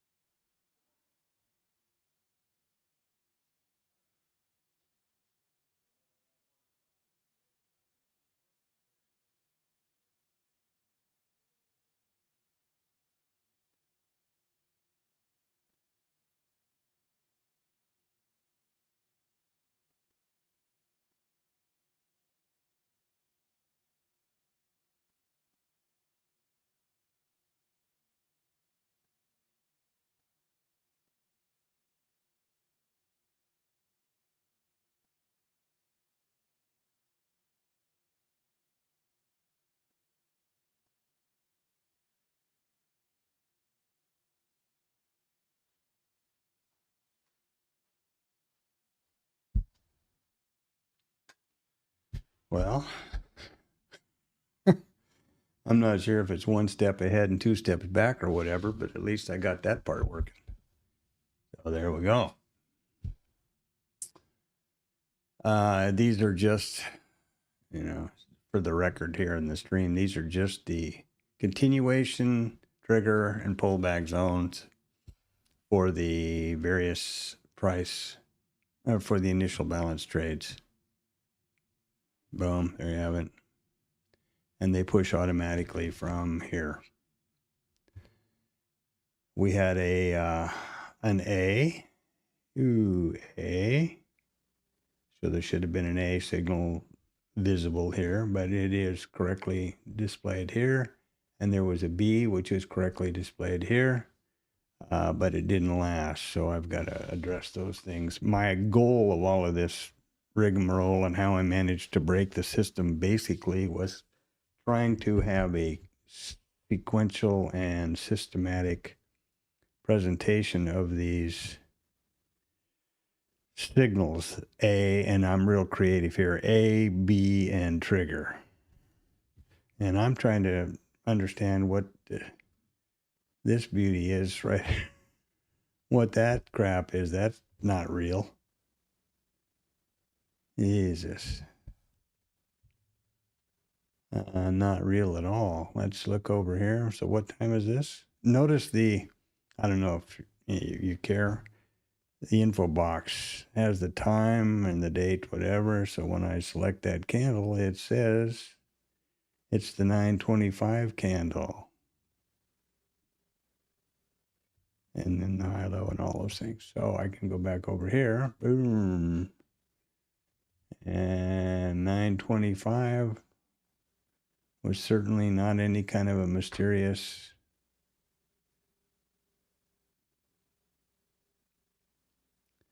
big gap of toastus. Obviously, these are Renko bars, oh, look at that. That's nasty right there. You see how this progress bar down here is gray? This will not be updating. Now it's updating. The minute it's white, that's all the way, that's all the way over there. It's going to update. That's something that I have to keep an eye on just because I said so. So 9:25, what the hell is that doing? Why is that?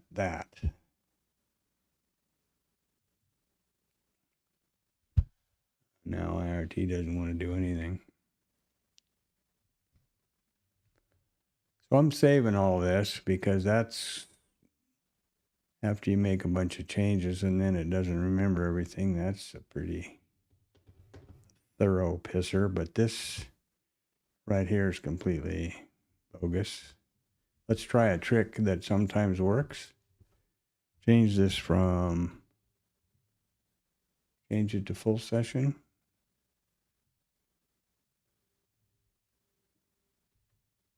Today session. No, didn't work. Okay.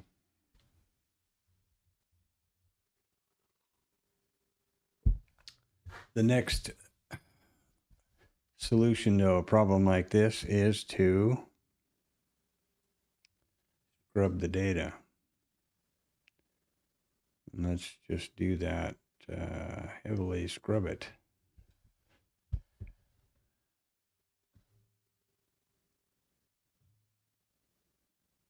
Huh. No errors were found. Well, I found one right there. Ugh, pain in the ass. Oh well, we'll let it run. Let it run. I wish those A and B would have stayed on there. That would have made me feel a little bit better. So the A signal is right here.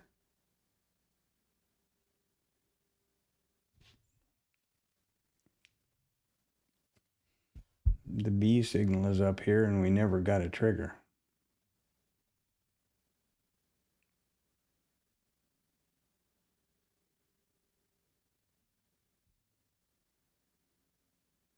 Is that the A signal? Oh, well, okay. So at least I got the levels pushing out correctly and whatever else.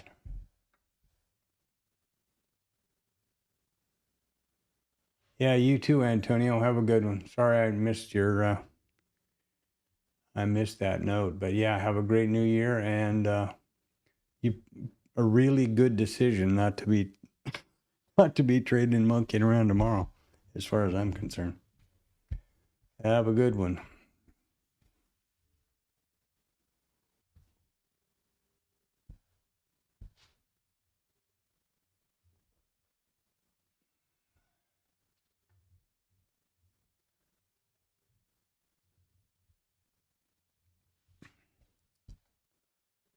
Well, I'm going to go out and see what kind of grub my wife rustled up for me and bring it in here and get grease all over everything, probably, or whatever.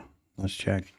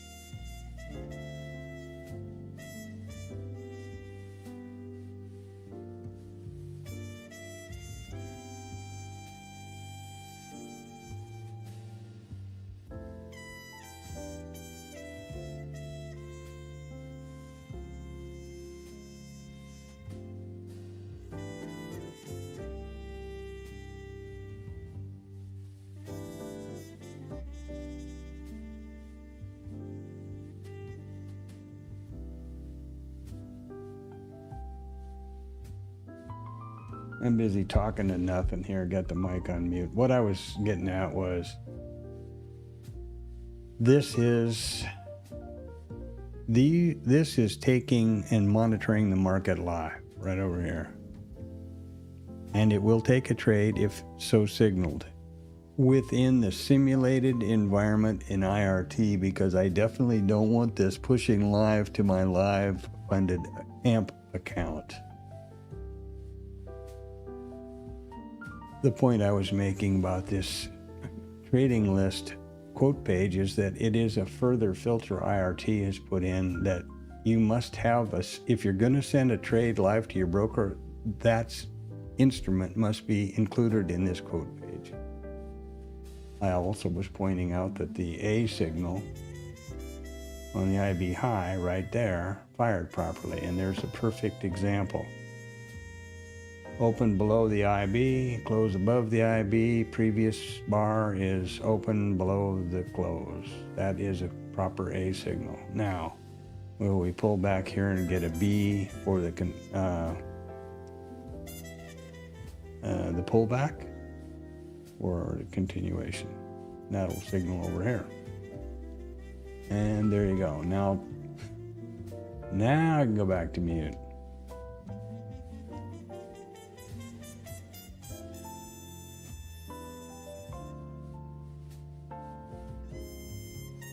I don't know what to do anymore.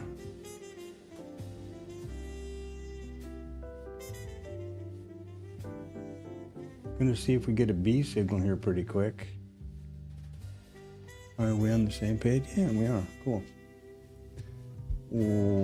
Okay.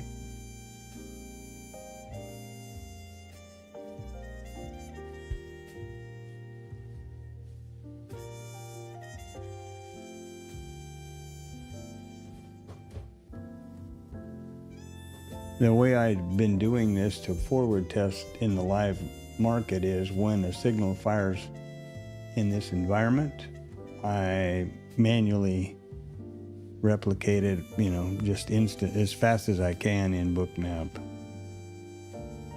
So there we have that.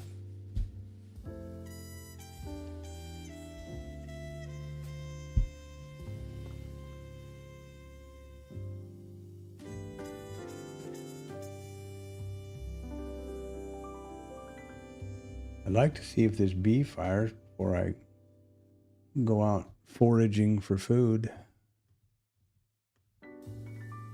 And we're going to see something here, maybe.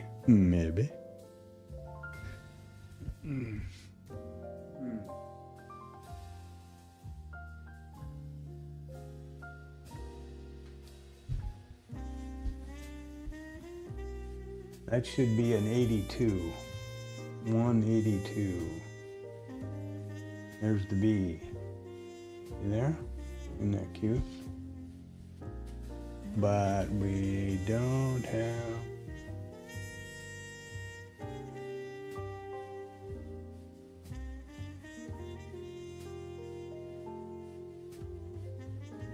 Oh, and it's stuck too. That's really great. That is absolutely great. Take a screen snap of that for posterity. I do these screen snaps even though I have it captured in the stream so that I can just, quickly look at what flags are where and make sure that everybody's on track.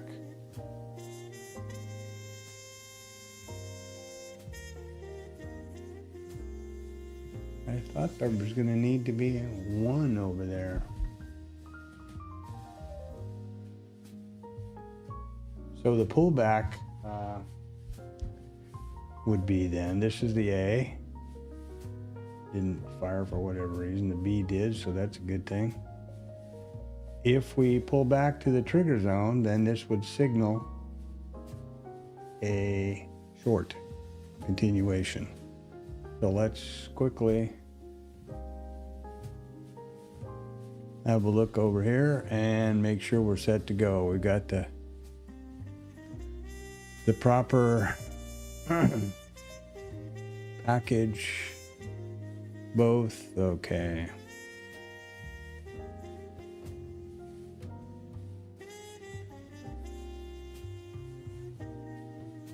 There we are.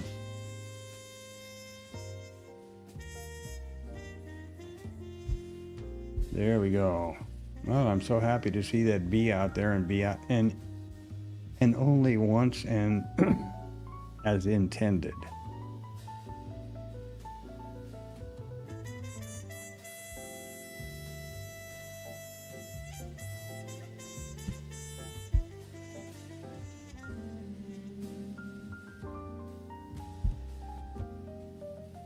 Now, it's important, in my opinion, to quickly make sure what the hell is going on, so we don't have any possible random risk events yet dropping in out of the sky. So I don't know what else to do about that.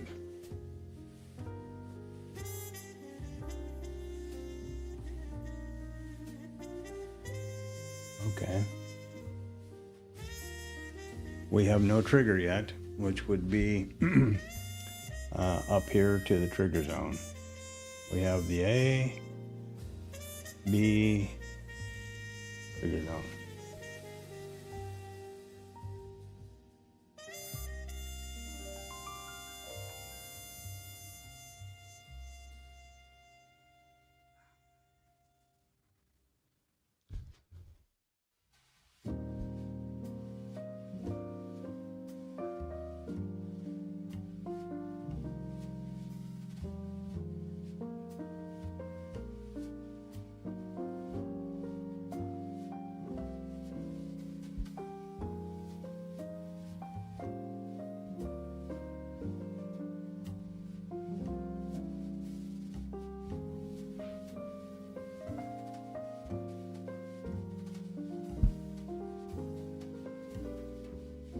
Now, the initial balance trades, obviously, the initial balance failure, which is what would be setting up now,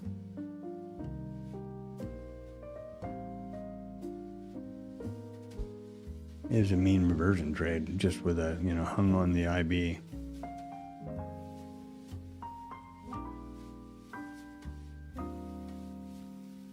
A little bit apprehensive about that because we've got the previous RTH high and the previous RTH IB high up above us, plus a gap, plus everybody's, irrational exuberance and smoking crack and whatever else they do when they trade like they've been trading lately. No pun intended.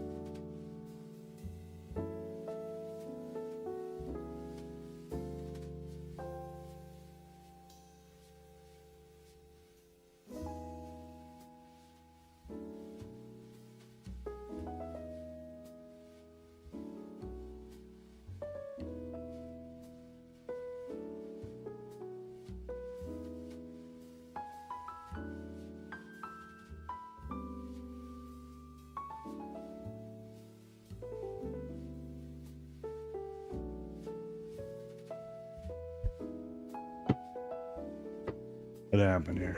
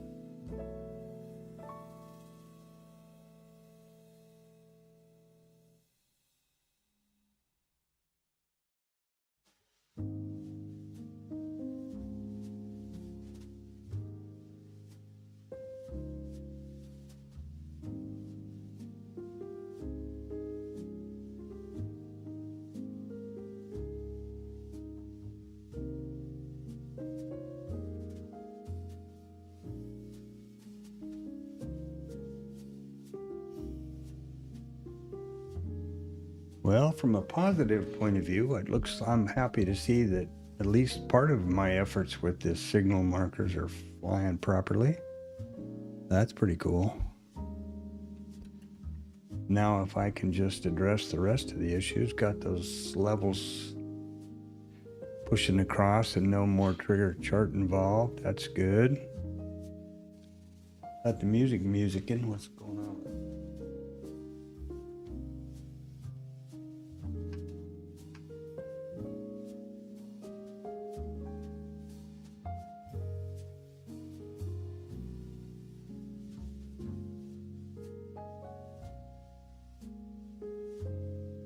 Good, I like piano. Piano jazz there. Okay. By the way, if you do any streaming on YouTube, be real careful about music, background music. I tried several of the ones that you see on YouTube that say, great house trading, backstream music, all that kind of stuff. It's absolutely no good. You get copyright strikes immediately from YouTube algorithm. What I ended up having to do, and no problem, but what I ended up having to do to avoid that was pay for a subscription to Epidemic Sound, which is what I use. Now, if somebody else knows a better approach, speak up. That'd be great. But that's all I could find after quite a bit of looking.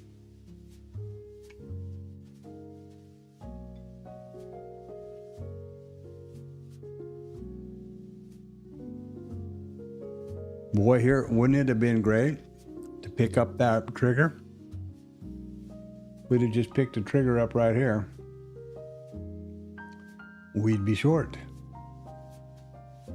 It's short, burn. Whatever happened to that guy? Cool. Well, I'm going to have to look into these things and see what's up. Here we go. There we go. And there we go.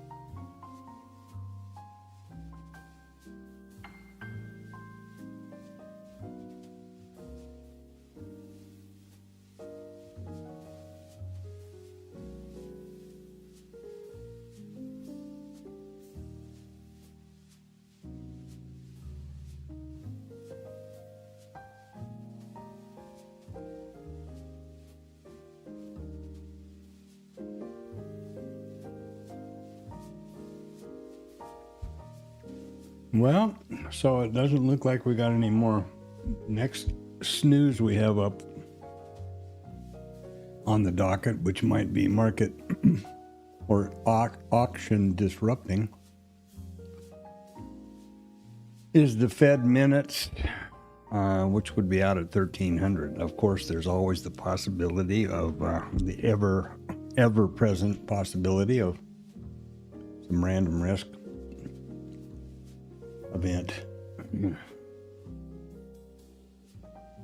Never know. Never know.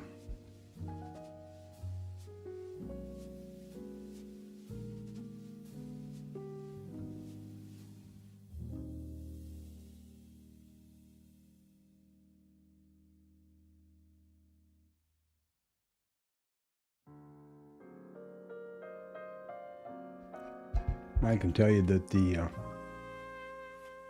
the trade is going just exactly as expected, right? It's the hell is the range even? I don't even know. 61.40, so it's 21 handles, and we're into almost 11 o'clock. So we're through the RTH1 and smoking into RTH2, and it's it's the week between. It's holiday week. Historically, the lowest volume, most volatile there is. So my advice is, unless you got a vetted trade, which you know is going to work in this environment, your main objective as a trader is to protect your account and be able to trade tomorrow. Remember that there are 3 positions in trading: long, short, and flat. And professional traders spend a lot of their time flat.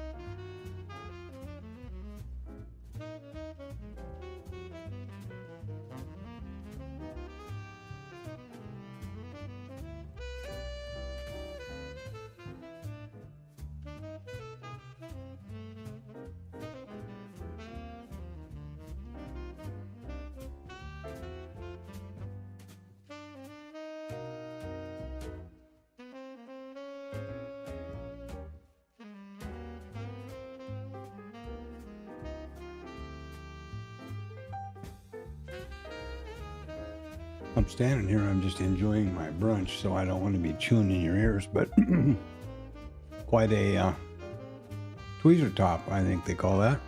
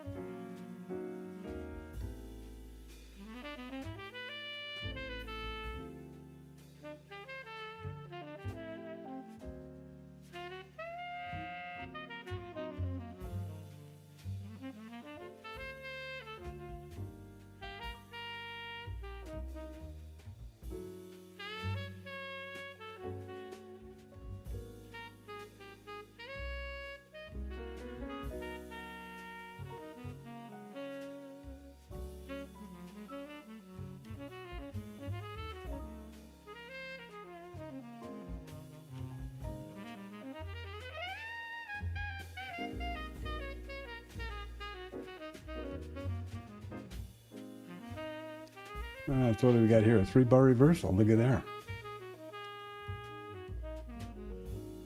Mean reversions, eh?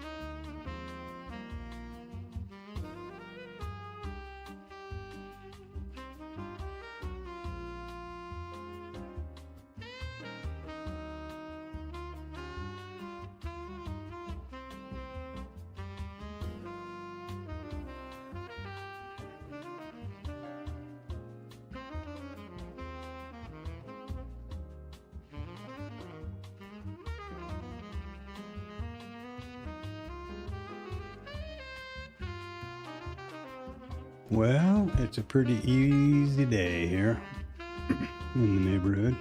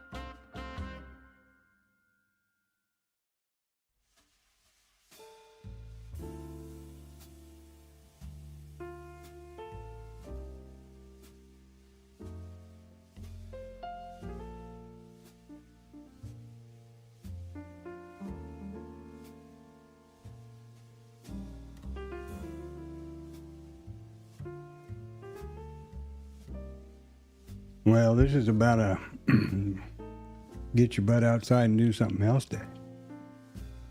That's for sure. And the volume has picked up a bit. It's now 50% of average from the last 20 days. This morning it was 39 or something like that.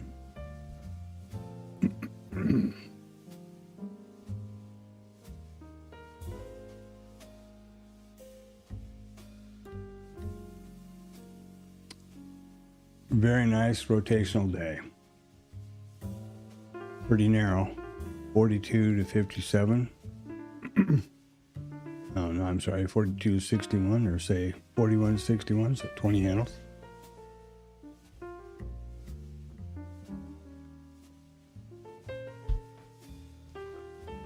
And if you have a vetted setup that is mean reversion with all else, above all else, aren't you feeling good about yourself today? Look at there. Outside in, outside in, outside in, outside in.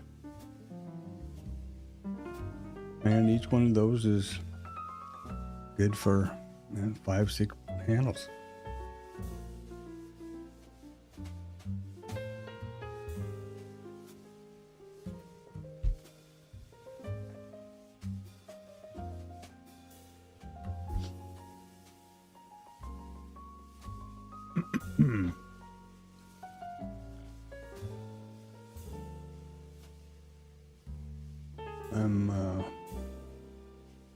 I'm thinking that tomorrow is going to be an even more lost cause. But hey, it's the holidays, Enjoy yourself. You should be.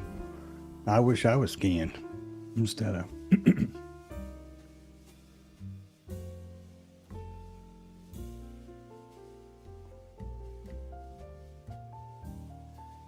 Standing here, but this is my commitment to the stream. Every trading day I'm here from 8 o'clock in the morning until 1500. So that's what I do. Standing right up here at these old monitors, boy. Now I'm going to take a walk probably in a little bit, or a nap and dream about a walk. I'm not sure which.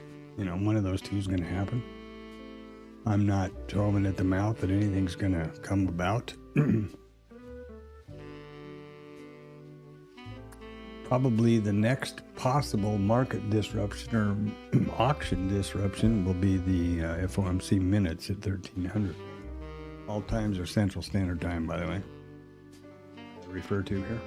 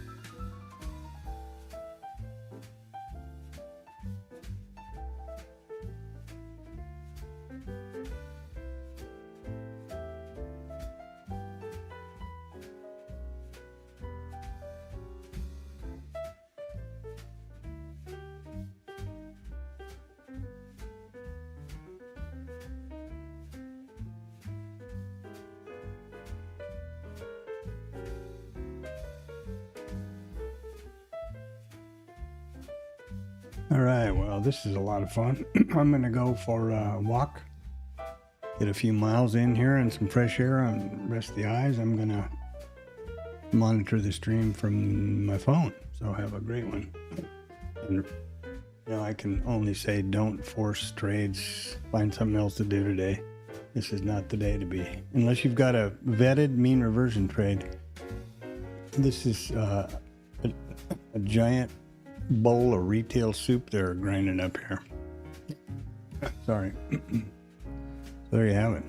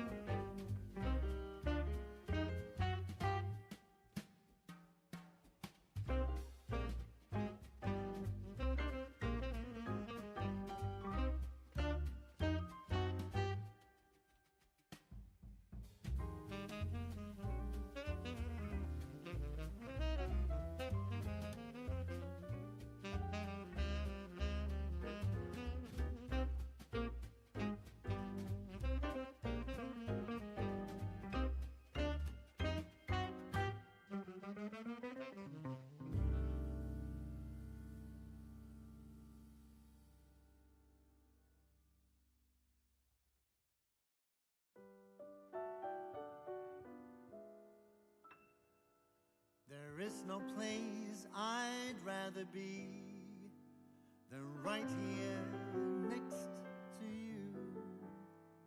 And I truly love to talk about your lovers, old and new. You never spare me details as you confide in me. I smile and give advice, but cannot tell you how I feel.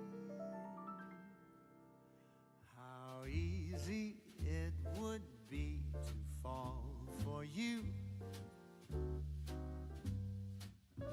but that of course is something I won't do.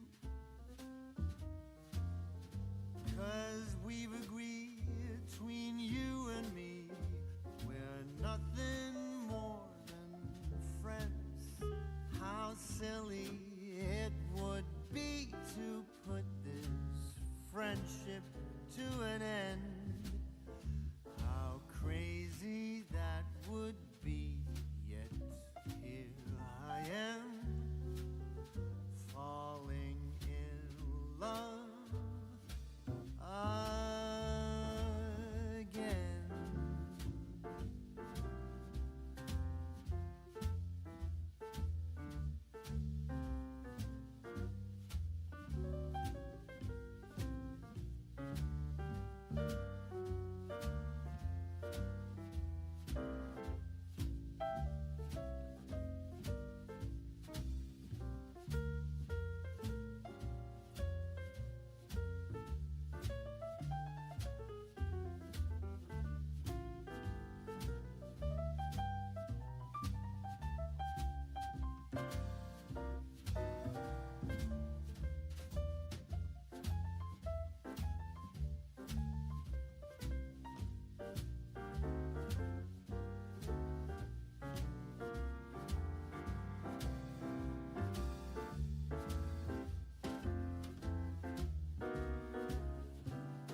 Stupid I would be to still have faith,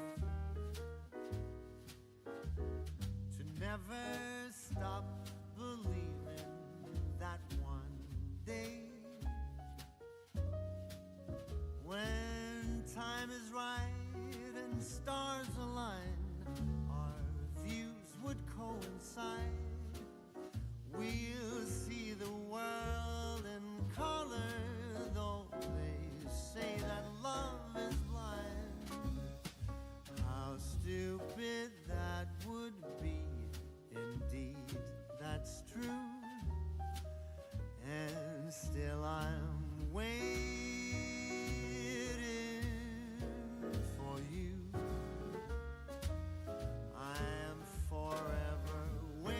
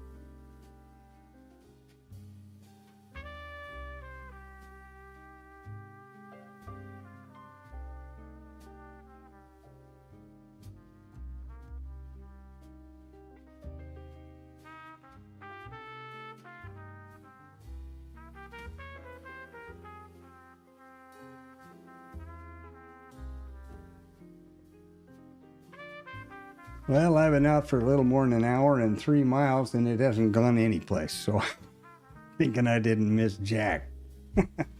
I'd like to thank everybody for stopping by here. Have a safe New Year. Remember, tomorrow is a full session, so the ETH will start tonight at 1700 like normal, and it'll trade supposedly the full session tomorrow. If you see what we've got going on here, you can probably guess what tomorrow's going to be like. So if you've got anything other to do, I would suggest that's probably a good idea. And Friday may also be kind of funky. And then we'll be back and hit it on Monday. But I'll be here every morning, every trading day morning at 8 o'clock. I'm not going anywhere now. I'm just saying hi, and then I'm back for that walk.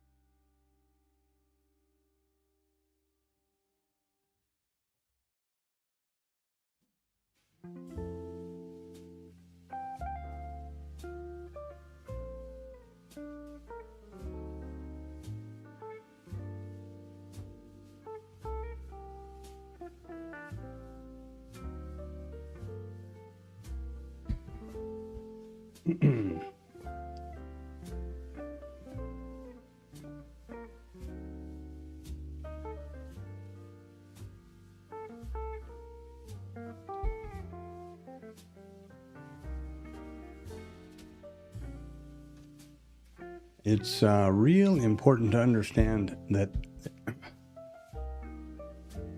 there's no direct relationship in trading between effort and reward. Most of us are raised with the philosophy of work ethic, you know, a day's pay for a day's work. And you generally grow up thinking that if you spend a lot of effort, it's going to develop into some increased reward. In fact, that's absolutely not the truth with trading. In fact, sometimes and quite often, it's the contrary. That's why these people who can't, you know, this 95% washout rate is because people can't just not click the mouse. They can't just wait for their setup and take it. You know, they start seeing patterns and making stuff up and making up excuses for trading. That's what I believe, and what I've, not just my observation, but a retelling of lots of people with a lot of experience. So, you know, turn that mouse off, look out, get outside, go do something, or just sit back and watch, put on the music, whatever it is. But you don't have, there's no compulsion to trade. You should not feel any compulsion to trade.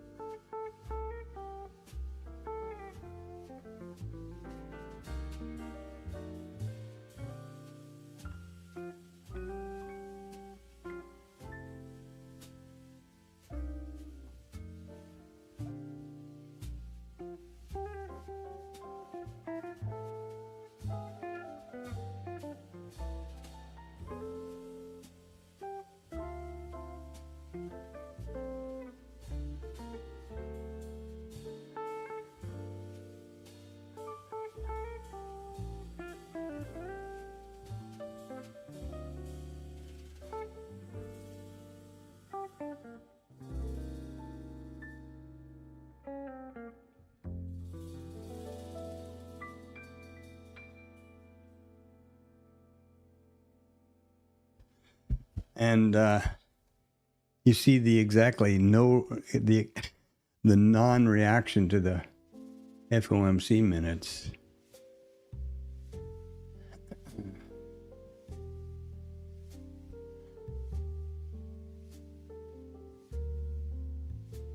And this right here should be a reason that would have thrown people for a tizzy right here. But even that had no real impact on the market. So that's because there's nobody home but us. You know, you and me. That's it. I think everybody's crazy except for you and me, and I'm worried about you. So there you go.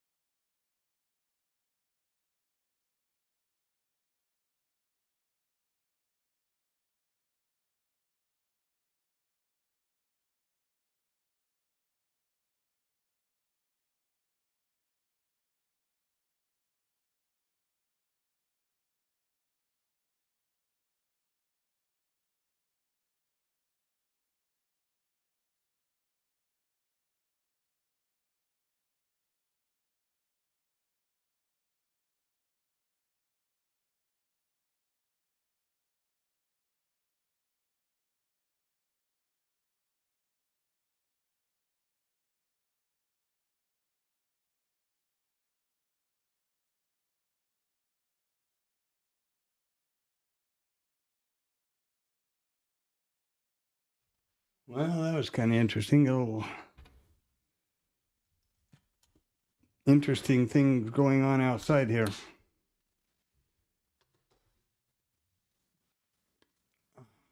Where are we? Whoa, 1443. We're going to close her down here. And look at this day. Holy smokes. I hope you a peaceful, quiet day and did something else. I'll be back up tomorrow morning at 1500 like usual. 800, I'm sorry, until 1500.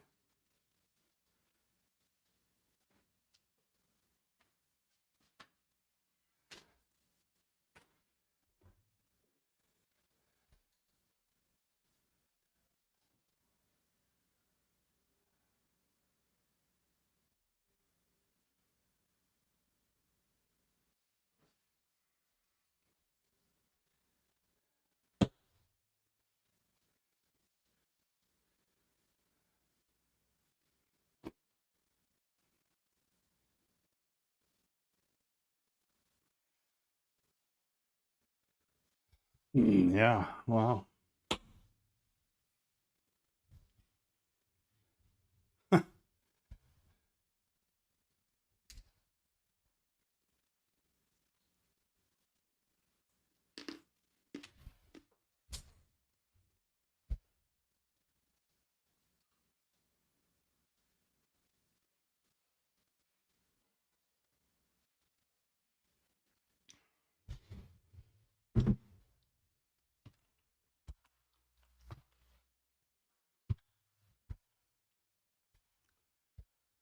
Yeah, this is a whole lot of nothing going on today, boy. Get outside. I got a little 3-mile jaunt in there and took care of some stuff outside. What can I say? What to do? I will be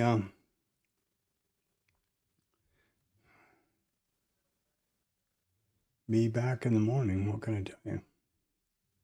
What do we expect is going to happen tomorrow? Now let's see what they're planning on tomorrow. Well, we may have some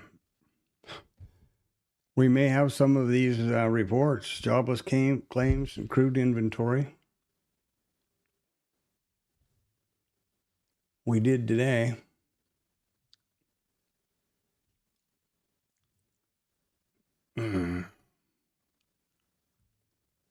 We had the Chicago PMI, and let's see whether we have jobless and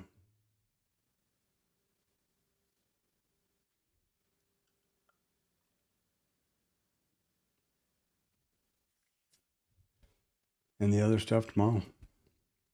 And then it's New Year's Eve, baby.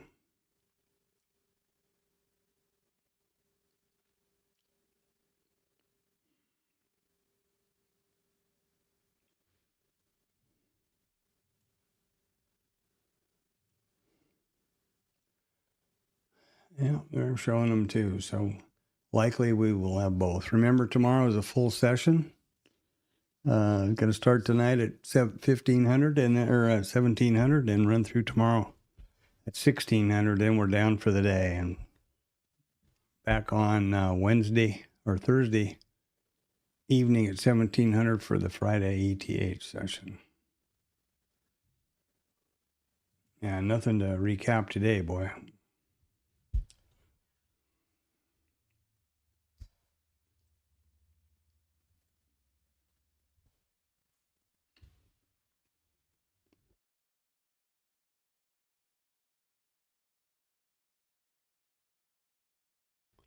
Thanks for coming by. Appreciate it. Smack a thumbs up and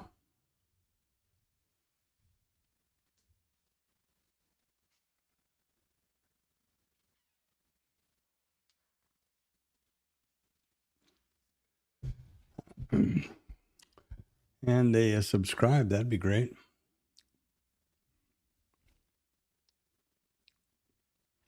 Look at today. What's the volume?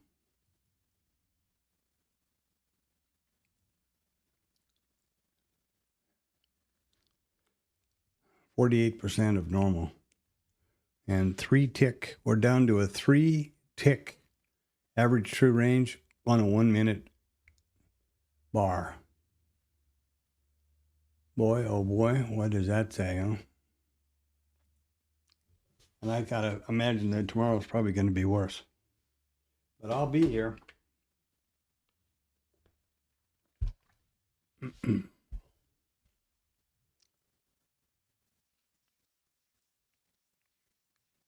I can't imagine we're going to have an market on close imbalance, but you never know. They would appear over here. Remember that my news sources are investing.com, free, filter any way you want, reports, time zones, etc. There's also earnings and financial juice, also free as a calendar feature, and a squawk box idea. Both free, both filterable. So there you go.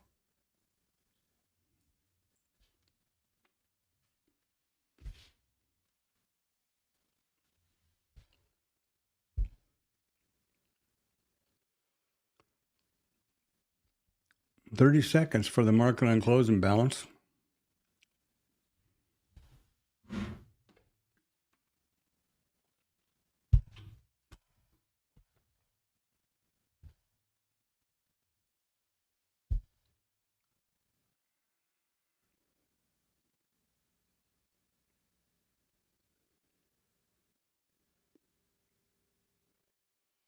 And there we have.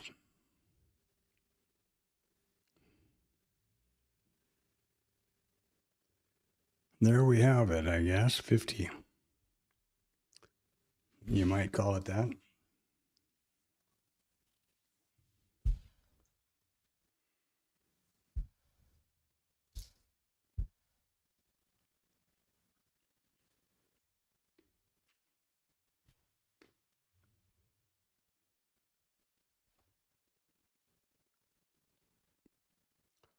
Hope it warms up a little. It's holding right at 5.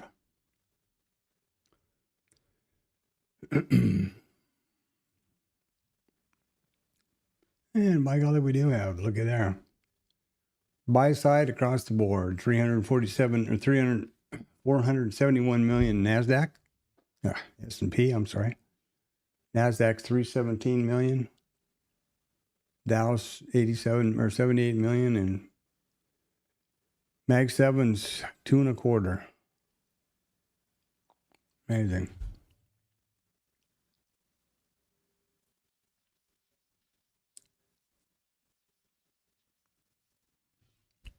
Amazing.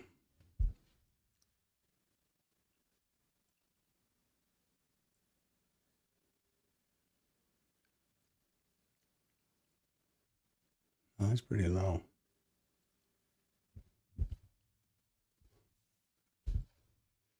So there you have it.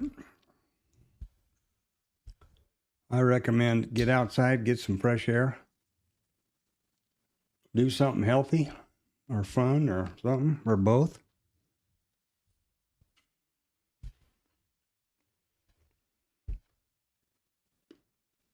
There is no rule that says you have got to be trading. It's a big misconception. This is not a situation where effort equals reward.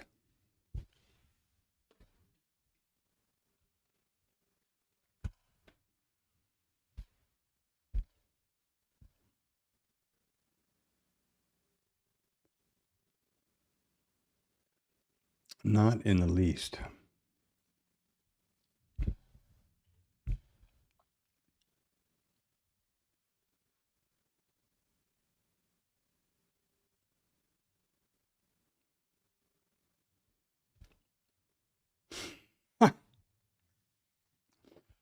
That's pretty incredible.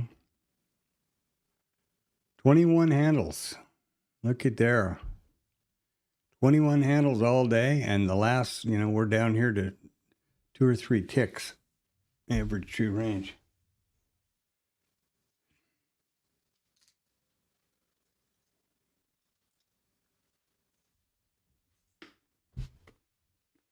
definitely not a conducive environment for profitability, in my opinion. And we're going to wrap her up at the top of the hour, as usual.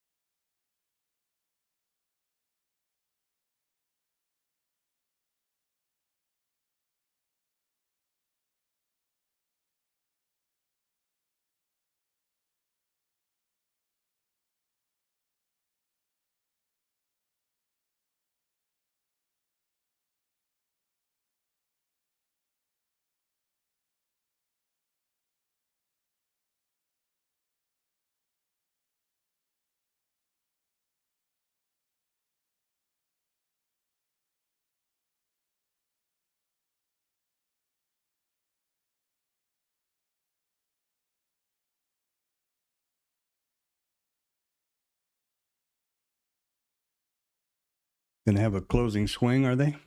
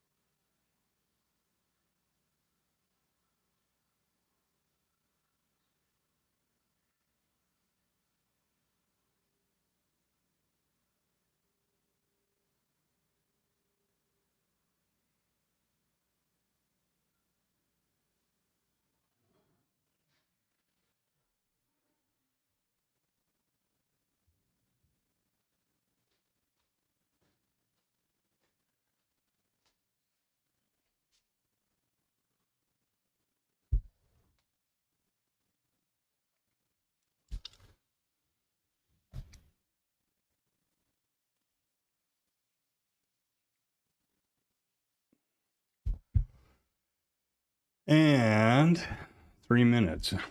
3 minutes.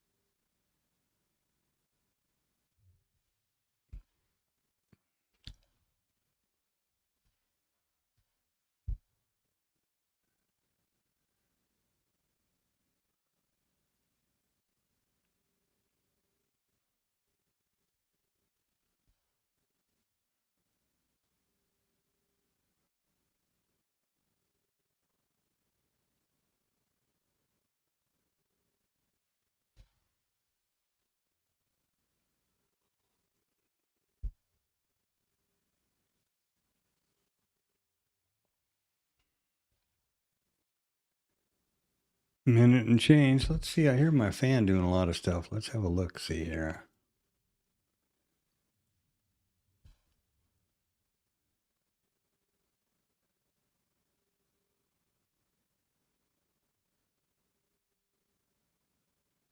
Oh, nothing. Okay.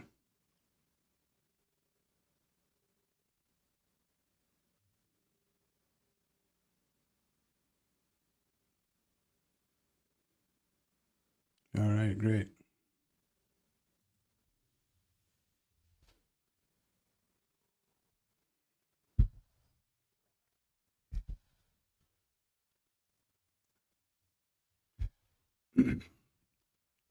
Little closing swing trade right into the cash close. I don't recommend anything today, but there you go. I do recommend one thing that's pretty important, and that is take care of yourself. Recognize that you are the most valuable piece of equipment you have in your trading office. Look at him. Isn't this cute?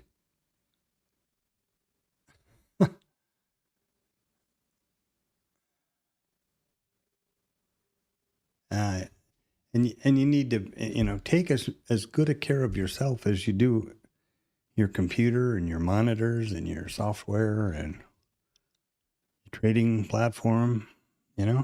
Make sure you're well rested, hydrated. Rest your eyes every chance you can.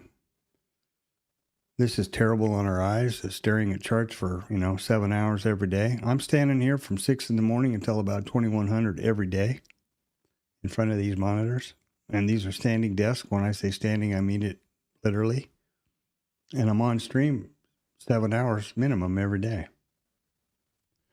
Well, the short focus eye muscles are in constant tension unless you get out and focus down the street, get some natural light, and, it's a big difference. Emotional tilt can be one of the biggest insidious problems we can have, too. And that's what feeds into FOMO and gets Monkey Boy all, get all awake. FOMO and greed, revenge trading and all that kind of stuff is a lot more susceptible when we're on tilt. And there we are, 1 minute past. So I am going to take my own dog food here and wind this stream up. Be back at 8 o'clock in the morning. Look forward to seeing you on our New Year's Eve. Yeah, well, I'll wear a little party hat and go blow a whistle or something tomorrow. I'll try to find a New Year sound effect for the close. Remember that tomorrow is a full session, so the ETH session opens this afternoon or this evening at 1700, and we'll trade straight through like normal with the RTH at 0800 and then 0830, and then close for the holiday at 1600 tomorrow. Well, there will be no RTH session on Thursday, the 1st, and the market will open again at 1700 on Thursday, the 1st, for Friday's trade of the ETH session. And then we'll have all these freaking holidays behind us. That'll be kind of snazzy. I'll be happy about that.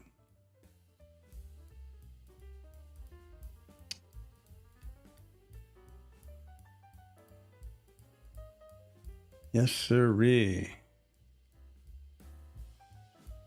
All right. Have yourself a great rest of your day. Get outside. Do something. Go do some sit-ups.